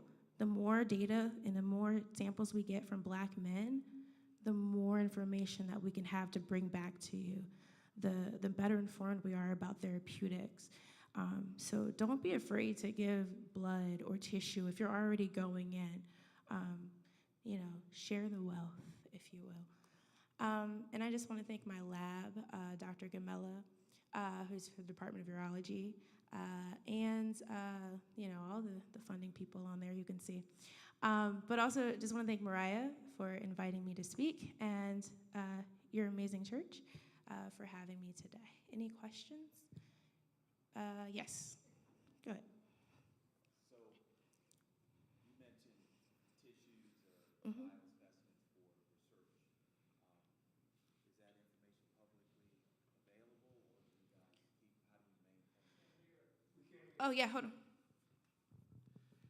Is it like 23andMe, or is it more secure, the data that is shared from a biospecimen? Yeah, so within Jefferson, it is secure. So it is available to our researchers. You have to have a whole sign and everything. But more importantly, we don't get the medical records. So we won't know if patient X, like I won't know if you specifically said, let me give my sample. We won't know it was from you or you or you or you. We'll just get a 67-year-old Black male with your diagnosis, various different diagnoses, and what's going on. We don't get anything that identifies you as researchers because we don't have access to that. So, and then only people who would get that kind of information are physicians who have access to Epic and other things like that. But it's secure, and not just at Jefferson, but overall within medical institutions. It's not like 23andMe. We don't sell your information. It is a secure process when you're giving your samples for clinical trials or just biomedical research. We value that, and we definitely will. We definitely have systems in place to make sure that those who do not need to know your personal identifying information will not get that. Like I said, Mariah and I only get your like relevant information for the project, none of your personal information. So yeah, that's actually a good question. Yes. Do you have to get tested at Jefferson for the specimens to go to the researchers at Jefferson? So essentially, it's a little bit more of a complex question. So it's publicly available. So like we'll get a lot of publicly available data sets from various different institutions. But if you donate, it may not necessarily come to Jefferson, but it will go to a research institution, and researchers will be able to look at it. And then once they kind of put things together, they make it publicly available, or they'll publish and give access, and so other institutions can use that information. So eventually, at some point, it becomes available most times. But if not from Jefferson, some type of research institution. Thank you. Oh, there was another question. So we are about to get into our panel discussion, but I did want to really quickly first say it takes a community to do this event, so I did want to thank some very special people on this board. So I definitely want to thank EK, which are my volunteers in the back. I wanted to thank Bishop and Pastor Oliver for opening the church for this event for us. And I wanted to thank my parents and my little brothers, because they've always been texting me, asking me, do you need anything? What do you need? And my boyfriend right here, sitting here, has helped a lot. And who else? Oh, Prostate Cancer Zero, just for being here and helping out with the event. And my team here. So yeah, so I just wanted to put this together because it really does take a community to do an event like this. So thank you. Oh, and Chick-fil-A for the food, because Chick-fil-A and Costco did provide some things for us today. So. Okay, before we do anything else, please give Mariah a hand. This has been phenomenal. Thank you so much for putting this event together and for organizing all of this. I'm going to welcome the panelists up to the stage, or to the chairs, I guess. And there were so many times, Latice, during your talk just now that I was over here snapping under the chair. So thank you, Josh. That was phenomenal. Dr. Posey, I still wish you were talking, to be honest with you. So I just wanted to, again, thank you all for your time. Thank you for joining us. I think this will be a really good conversation. As you can see, all of our panelists here are phenomenal. They're all very knowledgeable. Exactly. One more time, give it up to them. And please feel free to jump in with questions as well as you see fit, and I'll kind of try to mitigate them and navigate them as best as I can. I'm going to kind of go off of script because I think it's kind of come up in all of your conversations, the importance of representation, right? This is something that I do a lot of. So I'm our director of health equity, so I do all of our strategy and implementation across the country for prostate cancer, specifically in the Black community and other communities of color. What is the importance of representation? I know that it's come up quite a bit, but I just want to take a second to look at this panel, right? We have a researcher, we have an actual provider, we have somebody that's going to become another PhD student, your PhD student, and you are all Black, right? We don't see that often. So can we talk a little bit about the representation and why it is so important for folks to be able to see that when they are working with medical professionals?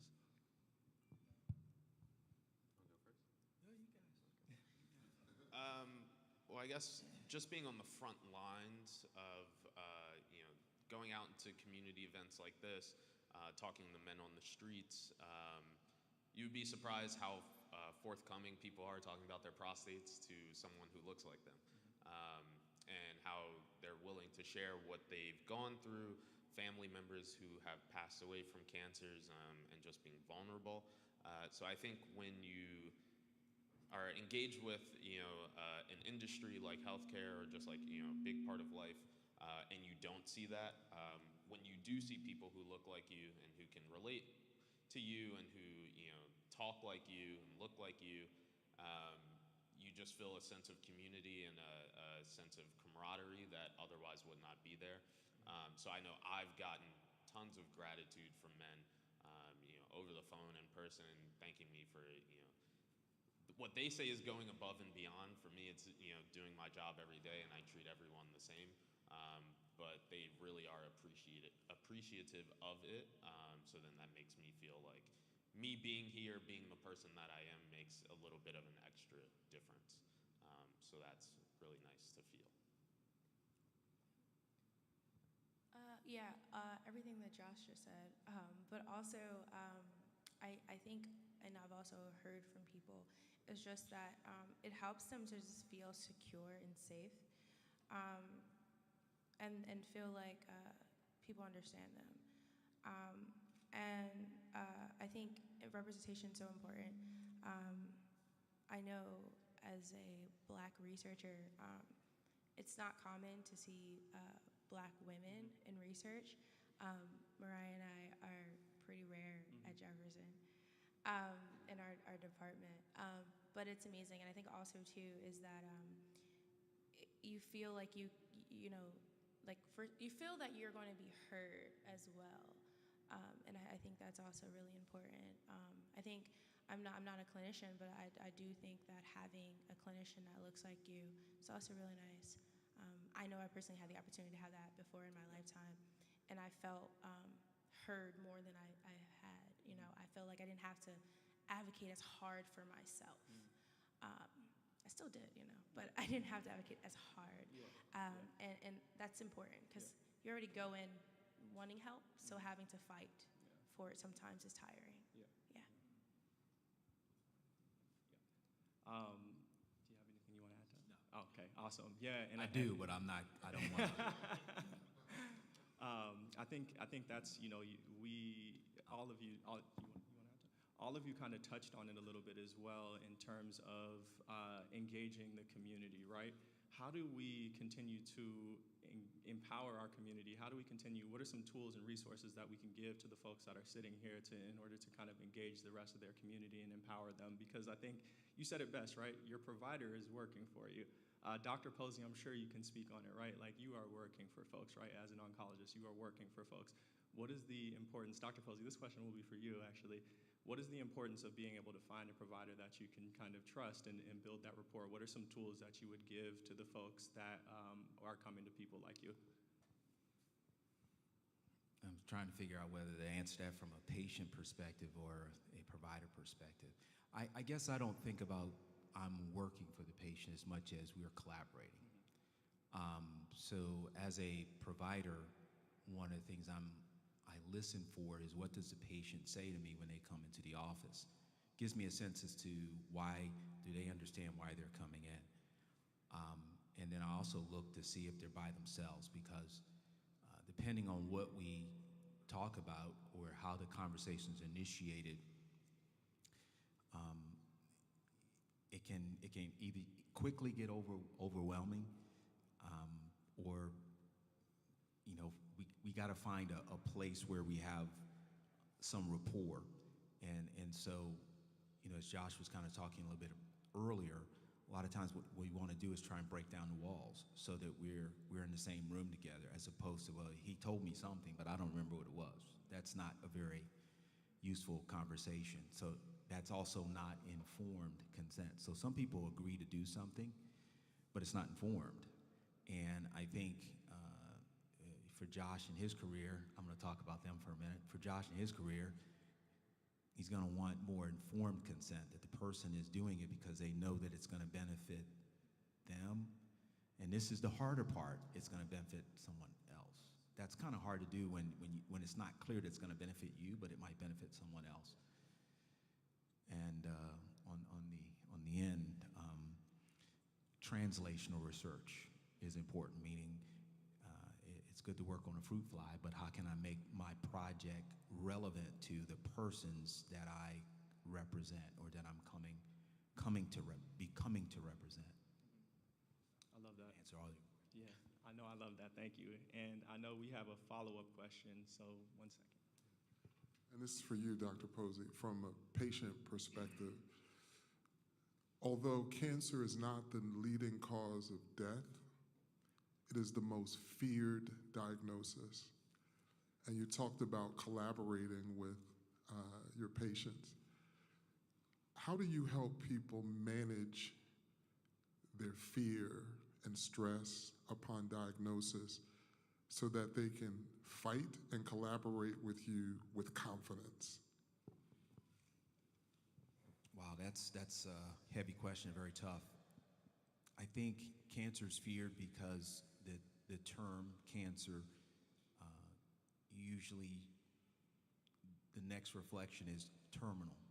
Is it over? So typically people will ask, what stage is it? Because now many have come to associate a stage with this means that I have X. Am I going to be able to put this in the rearview mirror? So I think that in terms of overcoming fear, the issue is exposure. The greatest fear is the unknown and what I don't know. Am I going to be here 5 years from now? We talked about 5 years, am I going to be here 10 years from now? So dealing with the unknown, in my practice, is dealing with the unknown a day at a time. So what I think about is, after we talk about stats, 5 years, 2 years, how do we help you get a good night's sleep that doesn't involve a pill? It's removing some of the things that are fearful barriers that a patient may have in their mind that preclude them from getting a good night's sleep. So it's dealing with removing the unknown or trying to deal with the unknown that I think helps the most. And sometimes helping people identify something that they might not be leaning on. Yeah, I love it. So one thing that I think often comes up, I know, so I'm very fortunate I get to do this across the country, but one thing that I always hear, right, is when someone is diagnosed with cancer, it's not just their problem, right? It's their entire community's problem, it's their entire family's problem. So what are some of those like best practices that, especially within the Black community, those best practices that families can kind of have to talk about family history or talk about the importance of genetic testing, talk about PSA just having those kinds of conversations? What are some of those best practices that you all feel are useful?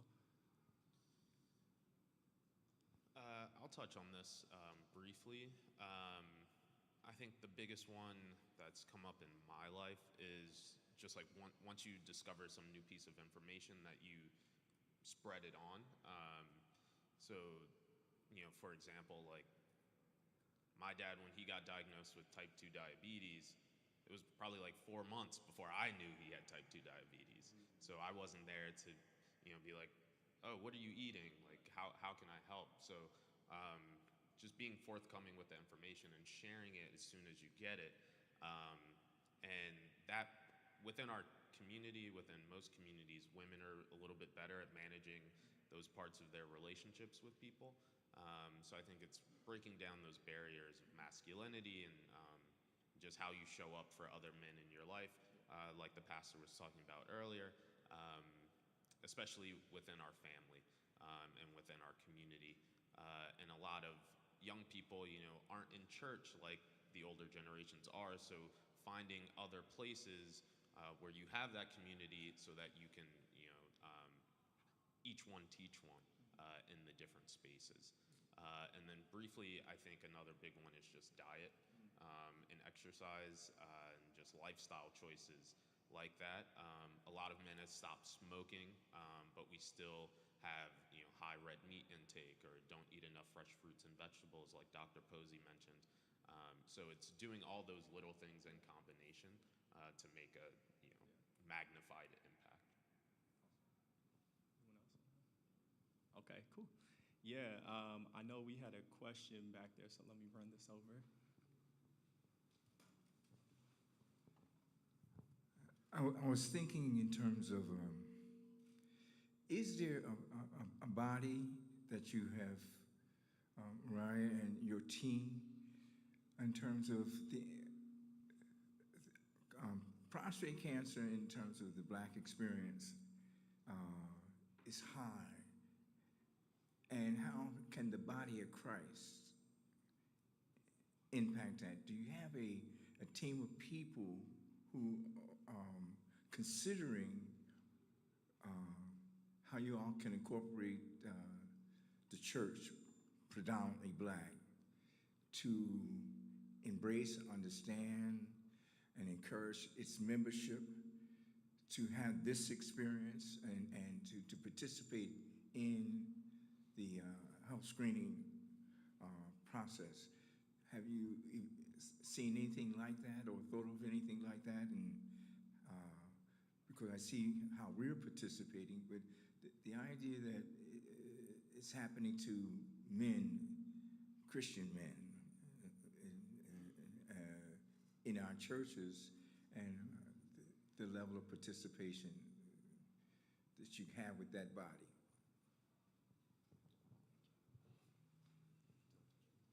I can take that. So I do community engagement work, again, across the country. And so being able to work within churches, being able to identify those key stakeholders, right? Being able to hear testament and hear stories from the leaders of these churches is really important. And I think that's one thing, especially within the black community, that I've noticed, right? Black folks, and I say this all the time, black folks, we might not necessarily show up for the incentives. You know, it's cool if we're gonna get free tickets or whatever, but we're gonna show up for those relationships. And so those relationships are the things that we try to, I know at least, right, at a national organization. That's why I come to events like this. Mariah's doing phenomenal work. I love being in churches. I love being in the community because I understand that the messages and the research and the information and getting to listen to wonderful panelists like that, like, it needs to start on the ground. It needs to start in the community, right? So the folks closest to the pain have to have the power. And so we really want to make sure we're informing people with that information. So we are doing those types of things. I know when Mariah was putting this together, I jumped at it because I knew we have a national backing at zero, but I want to make sure that we're in the community so you all have the same information that's at the top, right? I just got back from DC on the Hill talking to folks that are legislating and making all this great stuff happen. One of the things we talked about was the PSA for Him Act, which is actually an act that will help eliminate the cost-sharing piece of getting a PSA. So, you know, we're doing those types of things, but the real reason we're able to get that information is because we are in the community listening to what you all are saying and then bringing it up to the top to the people that are making these laws and kind of helping with the legislation. So we're trying our best to get into the communities. Of course, it's a massive country, but we are trying to work with everybody that's in the community. Yes, sir. I just want to piggyback on the community because Mariah met Chris at a community event, which was at the Frazier Family Community Center. For those of you members here, the late Minister Carol Frazier, that's her brother-in-law, her brother and wife donated that center. So that center is in the community as well, doing education and whatnot, and people are leveraging it. Just wanted to piggyback. I thought it was specifically church. A question. African American males have been a threatened part of the species for some 400 years, through lynching, through systemic targeting. So I'm wondering whether the causality of prostate cancer may also have stressor, anxiety, fear factors that are impacting a threatened member of the human family in the American experience.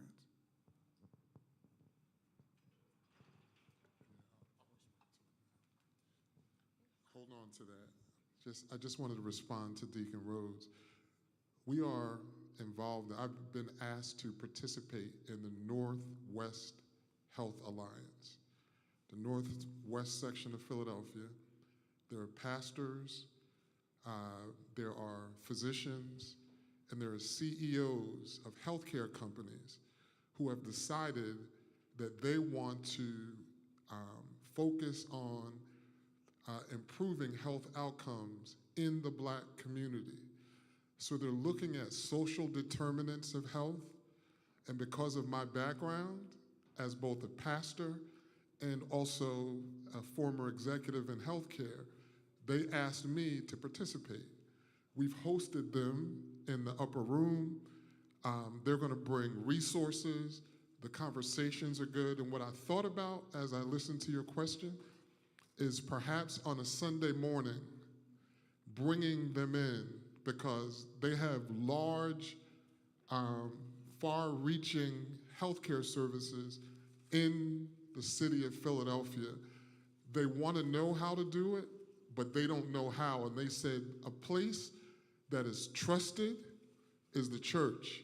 And so what they decided to do was reach out to pastors like Pastor Waller, myself, and others. Also, the most prominent mosque in the city is also involved. So you will hear more about it. And being here today makes me think that it's something that maybe we ought to expose the broader congregation. I was going to wait until the resources were real. You know, Bishop always teaches us, wait until the ink is dry. It's still a little bit wet, but I do think this conversation has inspired me to say, let's try to accelerate the process. So there are things happening in the Northwest Health Alliance, and New Covenant is a part of it, and I personally have a seat at the table.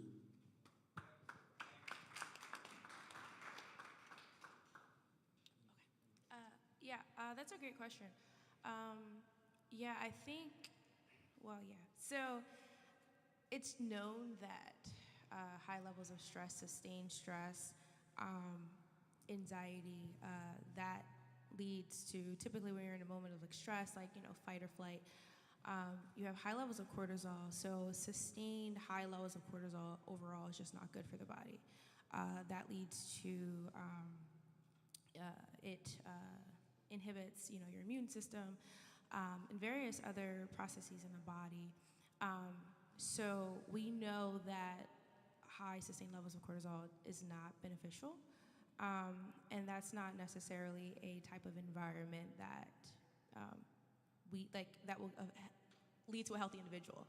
So it's an indirect correlation to various different types of diseases and disease states, yes. So you're not wrong in thinking that there's some type of like correlation.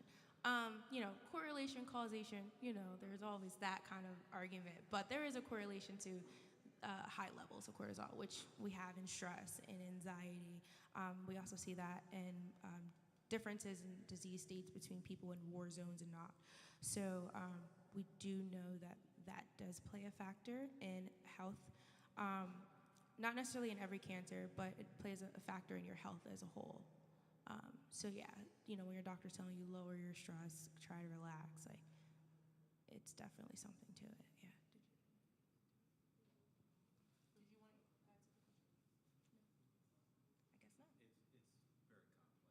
you want to add something? No? I guess not. It's very complex. It is, yeah. What the answer is, as a man thinking.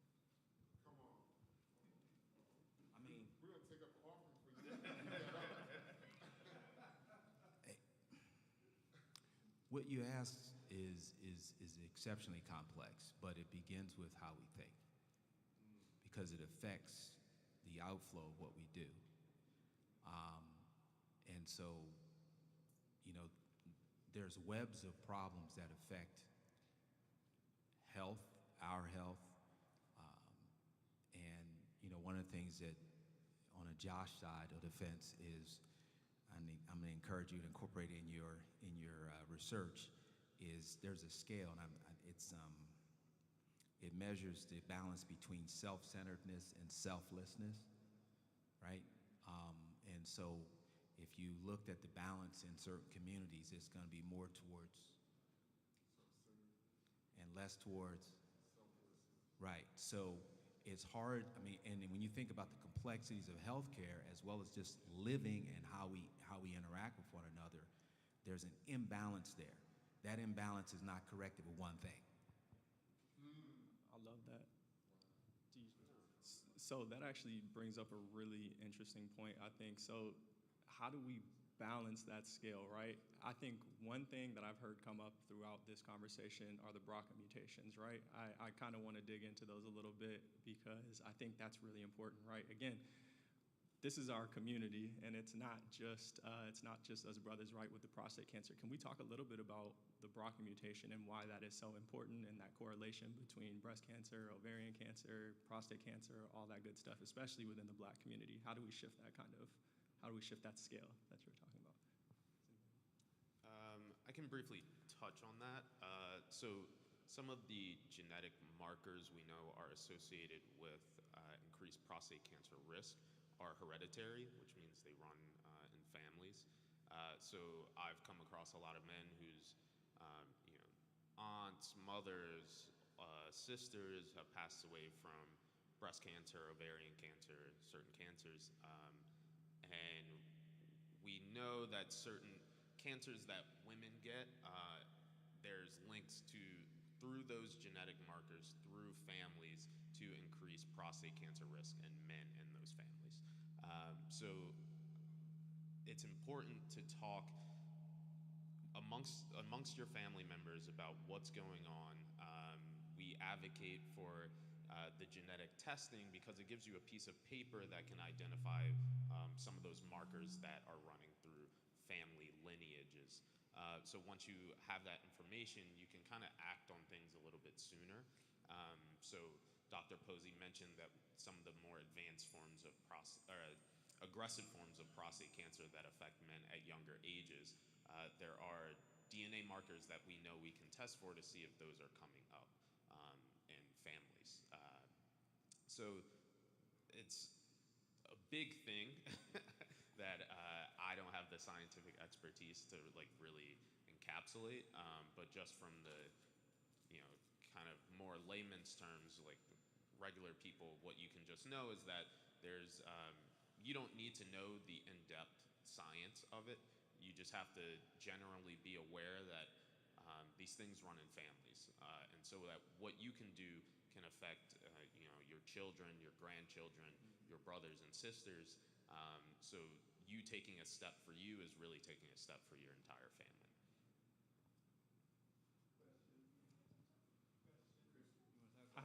Give me 1 second, because we have a question over here, and then we have a question over there. I apologize if you covered this and I missed it. With prostate cancer, the rates are high in Pennsylvania, and then it's also high in other states like California. Are the reasons for that similar from state to state, or there are other factors in certain states?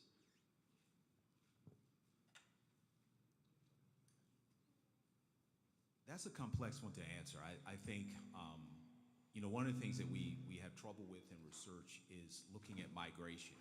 So sometimes people were born and raised in one area, and probably some of the lifestyle factors that are influencing their cancer diagnosis, which may come 20 years later, they're in another area. So that's a little hard to understand. Sometimes it could be a little bit of migration. But when you look at what's concentrated in those areas, one of the things that is modifiable, because we talked about genes aren't modifiable. One of the things that's modifiable is there's a high concentration of fast food restaurants, a low concentration of what people refer to as food deserts. So the research hasn't also bridged that gap as much. So we'll talk about on one hand, healthy lifestyle and diet, but on the other hand, we don't necessarily tighten the correlations to show how much of an impact they have. But if you look at it just on maps, you'll see that there's high concentrations of these fast foods in Orange County. I mentioned that a little bit earlier. I didn't come back to it, so I ran out of time. But I think there's something there that we haven't fully unroofed from a research standpoint that's in a paper. All right, so we have one question over here. Yeah, my question is based on ignorance, and I have a lot of it. Ignorance in that we come regularly to the men's healthcare conference like this one, but I've been around and I can't remember if we do anything like this for the women. And probably there might be the wisdom in doing something like this on a regular basis for the women, since they are victims of different types of cancer as well.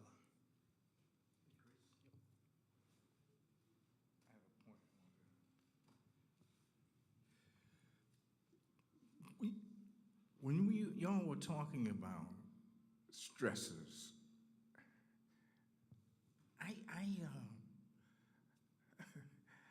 one of the things in communication, have y'all, turning to healthcare professionals, is there any diagnosis, research done on the impact of systemic racism in regards to cancer or disease that impact the Black experience, people of color? To me, systemic racism is a constant stressor that has to affect us in terms of health. This, has it been researched in regards to cancer and other areas? I'm going to say something about what he's just said. As a young man, a boy growing up, I heard a conversation between my big sister and my big brother. They were in high school, completing high school. It was a geography textbook about South Africa. And the white people, this is what was written in the geography book. The white people had the lowest incidence of tuberculosis then in the world, and the Black people had the highest incidence of tuberculosis in the world. That was then. But now here in West Africa, from where I come from, we have a low incidence of prostate cancer. But here, it's higher.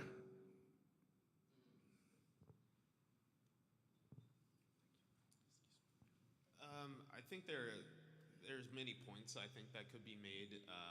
I think that people understand that race and the relationship between race and our institutions is a public health factor, right?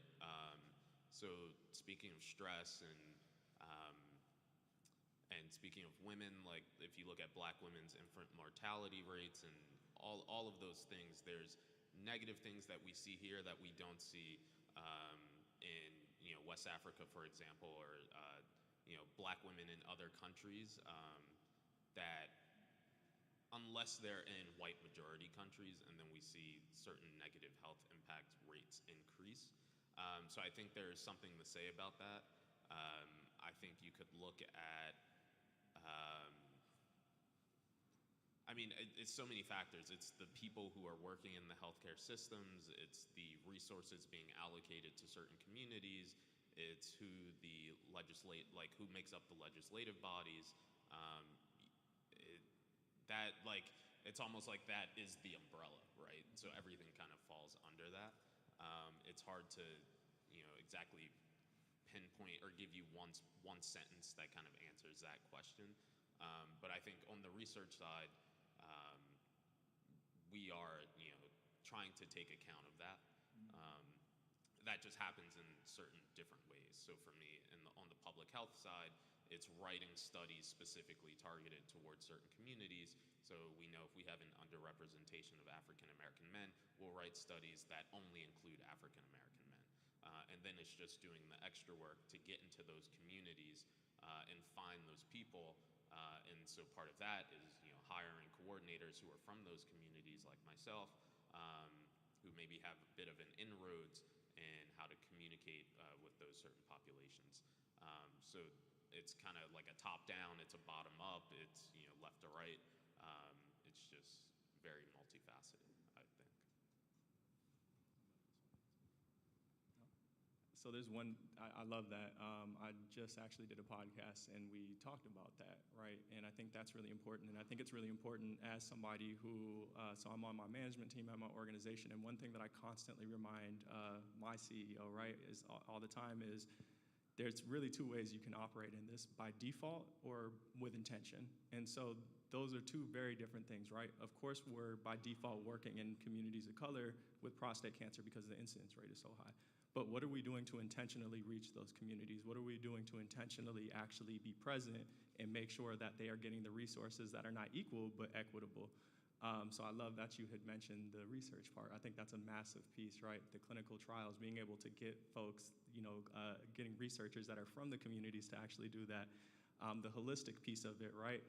Putting on panels that look like the community, that is very important. These are the trusted voices in this space, and so we need to continue to highlight that, and we need to continue to do that work. So I love that you had mentioned that. As we're coming to a close at this panel, I just wanted to make sure that we got all of our questions asked, and if not, I'm gonna throw the panelists under the bus, but please come find them afterwards and ask them any questions.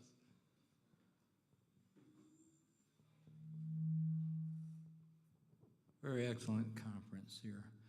One concern I have, is there a study being done or anticipated in the future as to the precursors, Mariah and the team, how prostate cancer generates bone cancer or colon cancer, or any of those related cancers that first start off, because I'm a prostate cancer survivor in 2005, but then the last healthcare event we had here, I found that the resurgence of bone cancer in my body, and it's under control now because I've taken the measures from my oncologist, but I've seen it has somewhat spread, but now it's under control. My PSA was up to like 5.8. Now it's down, it went to 0.24 in the last 3 months, which is very good. And my oncologist said, Dr. Rossi, I don't need to see you anymore. But I'm concerned about others. I had my son to come, I talked to 5 other guys to come, and I don't want to see anybody lost on my watch. And I'm very concerned about the long-term research and effect and how we can prepare for it and prevent it in the future with other generations. Our young men coming up in their 30s, 40s, they really need to be here just to learn and then to tell their friends in the 50, 60-year-old categories. But that's my last question.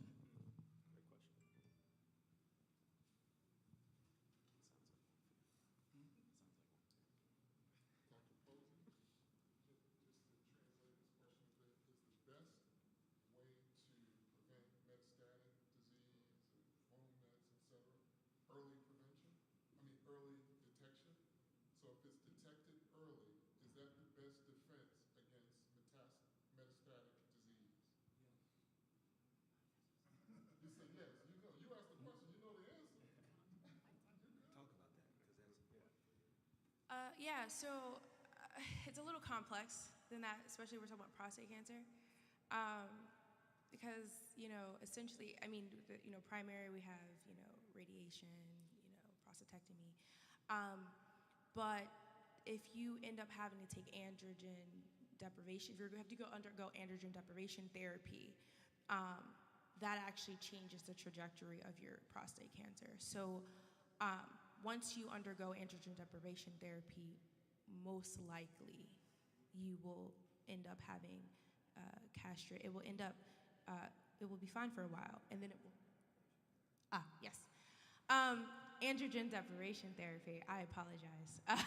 So, we have testosterone, and so also black men have higher levels of testosterone than white men, and testosterone is the driver of prostate cancer. So to decrease the levels of testosterone, physicians will give medication that will essentially bring those numbers down to like 0. So you won't have that circulating testosterone anymore. So that's androgen deprivation therapy, where we're depriving your system of the androgen, so testosterones and things of that nature.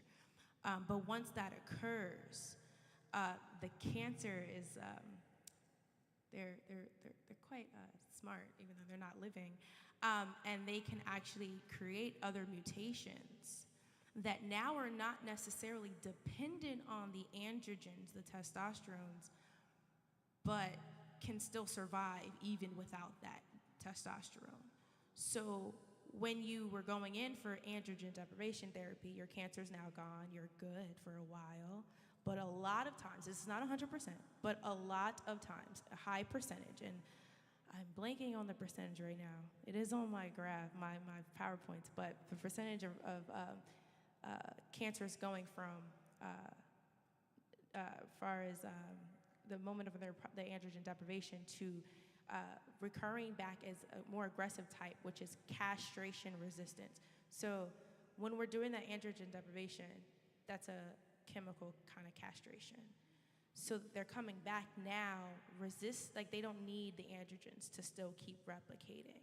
So they're going to keep growing even in those conditions, and that is actually really hard to treat. And that's what Mariah and we do our research on the advanced stage. So after you get the ADT, androgen deprivation therapy, when it comes back, you're getting other treatments, other chemotherapies, but a lot of them are not necessarily as effective. And so then it grows and you have metastasis, right? And so that's where that happens. So it's not necessarily a step A to step Z, right? It's a very complex system. So you can get detected, and it's relatively early, but it still might be a point where you need to start getting androgen deprivation therapy, and that will most likely change your trajectory. But yes, if you get detected like early, prostate cancer is, first stage, and it's encapsulated in the capsule, your chances are a lot better, yes. But it's more than just,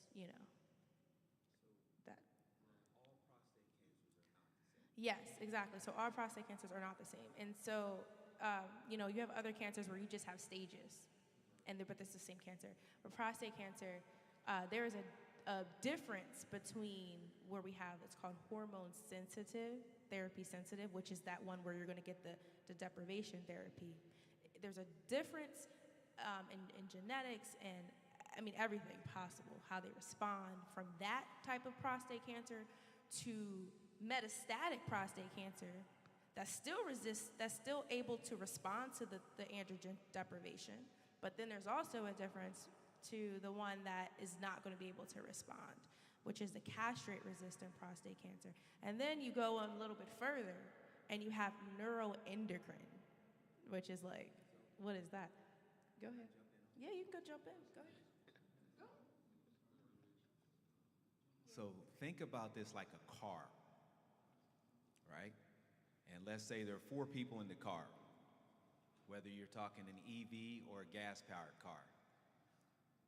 What she was talking about is you have a driver, and that driver is making the car go the wrong way. So I don't know if I read someone's license plates off here, and I said that someone stole your car. That's the cancer. Stole your car, and it's going down the sidewalk. And we have something we were just talking about earlier, these androgen deprivation therapies. That's going to stop the driver of the car. So now all of a sudden your car slows down. But the person in the back seat now is in the driver's seat. And they don't respond to the same androgen deprivation therapy. They respond to all these other pathways that Mariah and Letice are working on. And so they become resistant to the androgen deprivation therapy. So that's the complexity. And not all cancers, sometimes an early stage cancer is detected with these mutations and alterations. And there's a higher risk potentially for recurrence. And then we have to have other strategies to block the driver if we understand what the driver is for that cancer. But typically cancers are initially under hormonal control, and then at points they can become at risk for not being under hormonal control. So all cancers are not alike, even at the early stages, to answer your question. But that's why it's important to know. I don't think any of us mentioned Gleason. pictures and diagrams, but oh, I said none of us mentioned Gleason score. That's the initial score. So despite how early it's detected, it also drives the intervention that's recommended up front. So small tumor recommended, there's different interventions, operation, surgery, and Gleason score may factor into that, as well as the person's initial PSA. So a high Gleason score means it's likely to behave more aggressively. If it's a very low Gleason score and it's a small tumor, there is a strategy called watchful waiting where you might not intervene initially. That doesn't mean you forget about it, but you may not intervene. So all cancers are not the same, and that's, I think, the salient point to what you were asking is they can behave differently. Awesome. So before, we'll definitely get to these questions, but before we kind of wrap up, I wanted to give the panelists, I'll give you maybe 15 seconds to think about what you want your takeaway message kind of to be for the folks in the audience. So take your time, and then we'll start with you. We'll start with you, Latisse. Yeah. Put you under a little bit of pressure. I love it. I live for pressure. We all love our cortisol levels to be increased.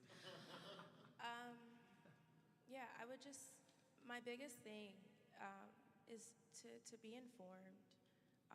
You don't have to be at research level to be informed, but be informed about your health. Advocate for yourself. Please take someone with you to your appointments. Please write notes, take notes, ask questions. Just keep your community. I love this community. Just know that you can have health care, whether that's physical or mental health, and still believe that Christ is Lord. So just know that. Just know that Jesus, yes, is Lord, but you can have health care. You can go to the doctors. That doesn't mean you do not trust him. That just means that you are operating under wisdom and you are being wise. So please know that. Please know that. And I'm about to be a little what is it called? I can't think of the word right now. I'm stuck on the word. But controversial, and I'm going to say that also includes mental health. Please know that. I know this is not about that, but I think it's really important. So know that. That's all. That's good.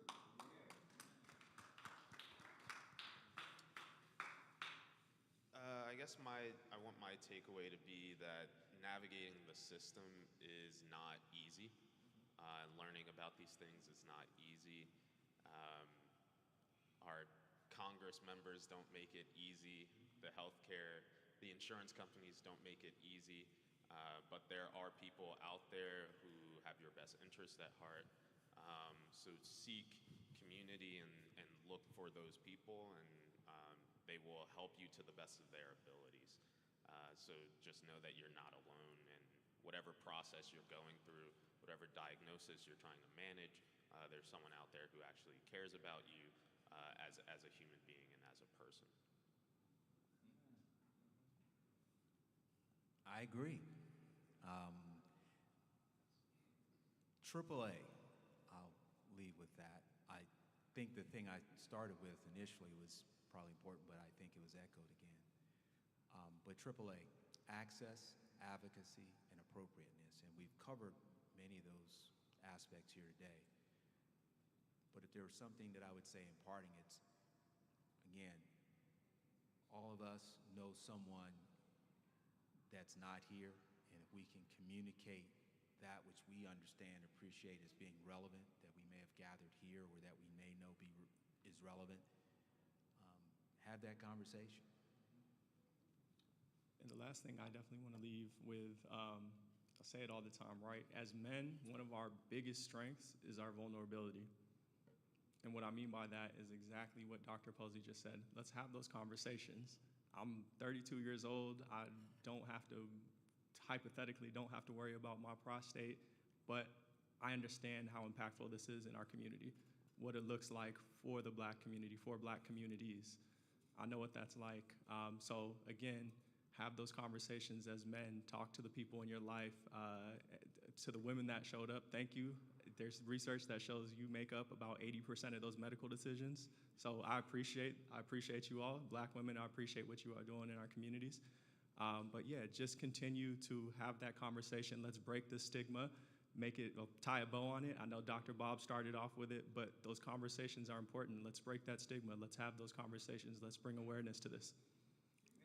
Thank you so much for showing up. I want to pass it off over to Mariah before, but lastly, I want to thank our wonderful panelists, Latisse, Josh, Dr. Posey. Give it up for them.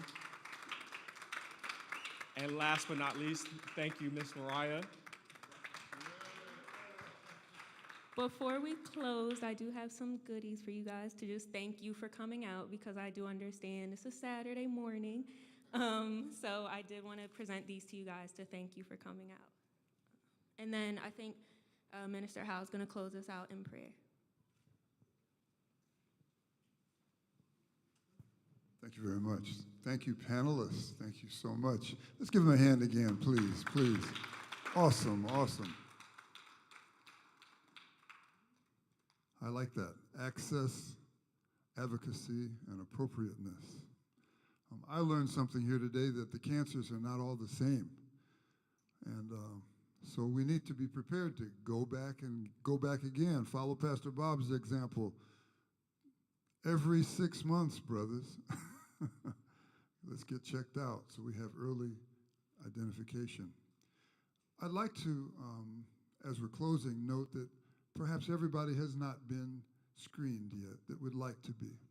If so, they are available still. We're coming to a close, but screening is still available. I still need to get screened. Others of you may need to. So feel free to go back after we close right now. And I'd like to ask Special Brother Deacon Bill Butler if he would come forward and close us in prayer.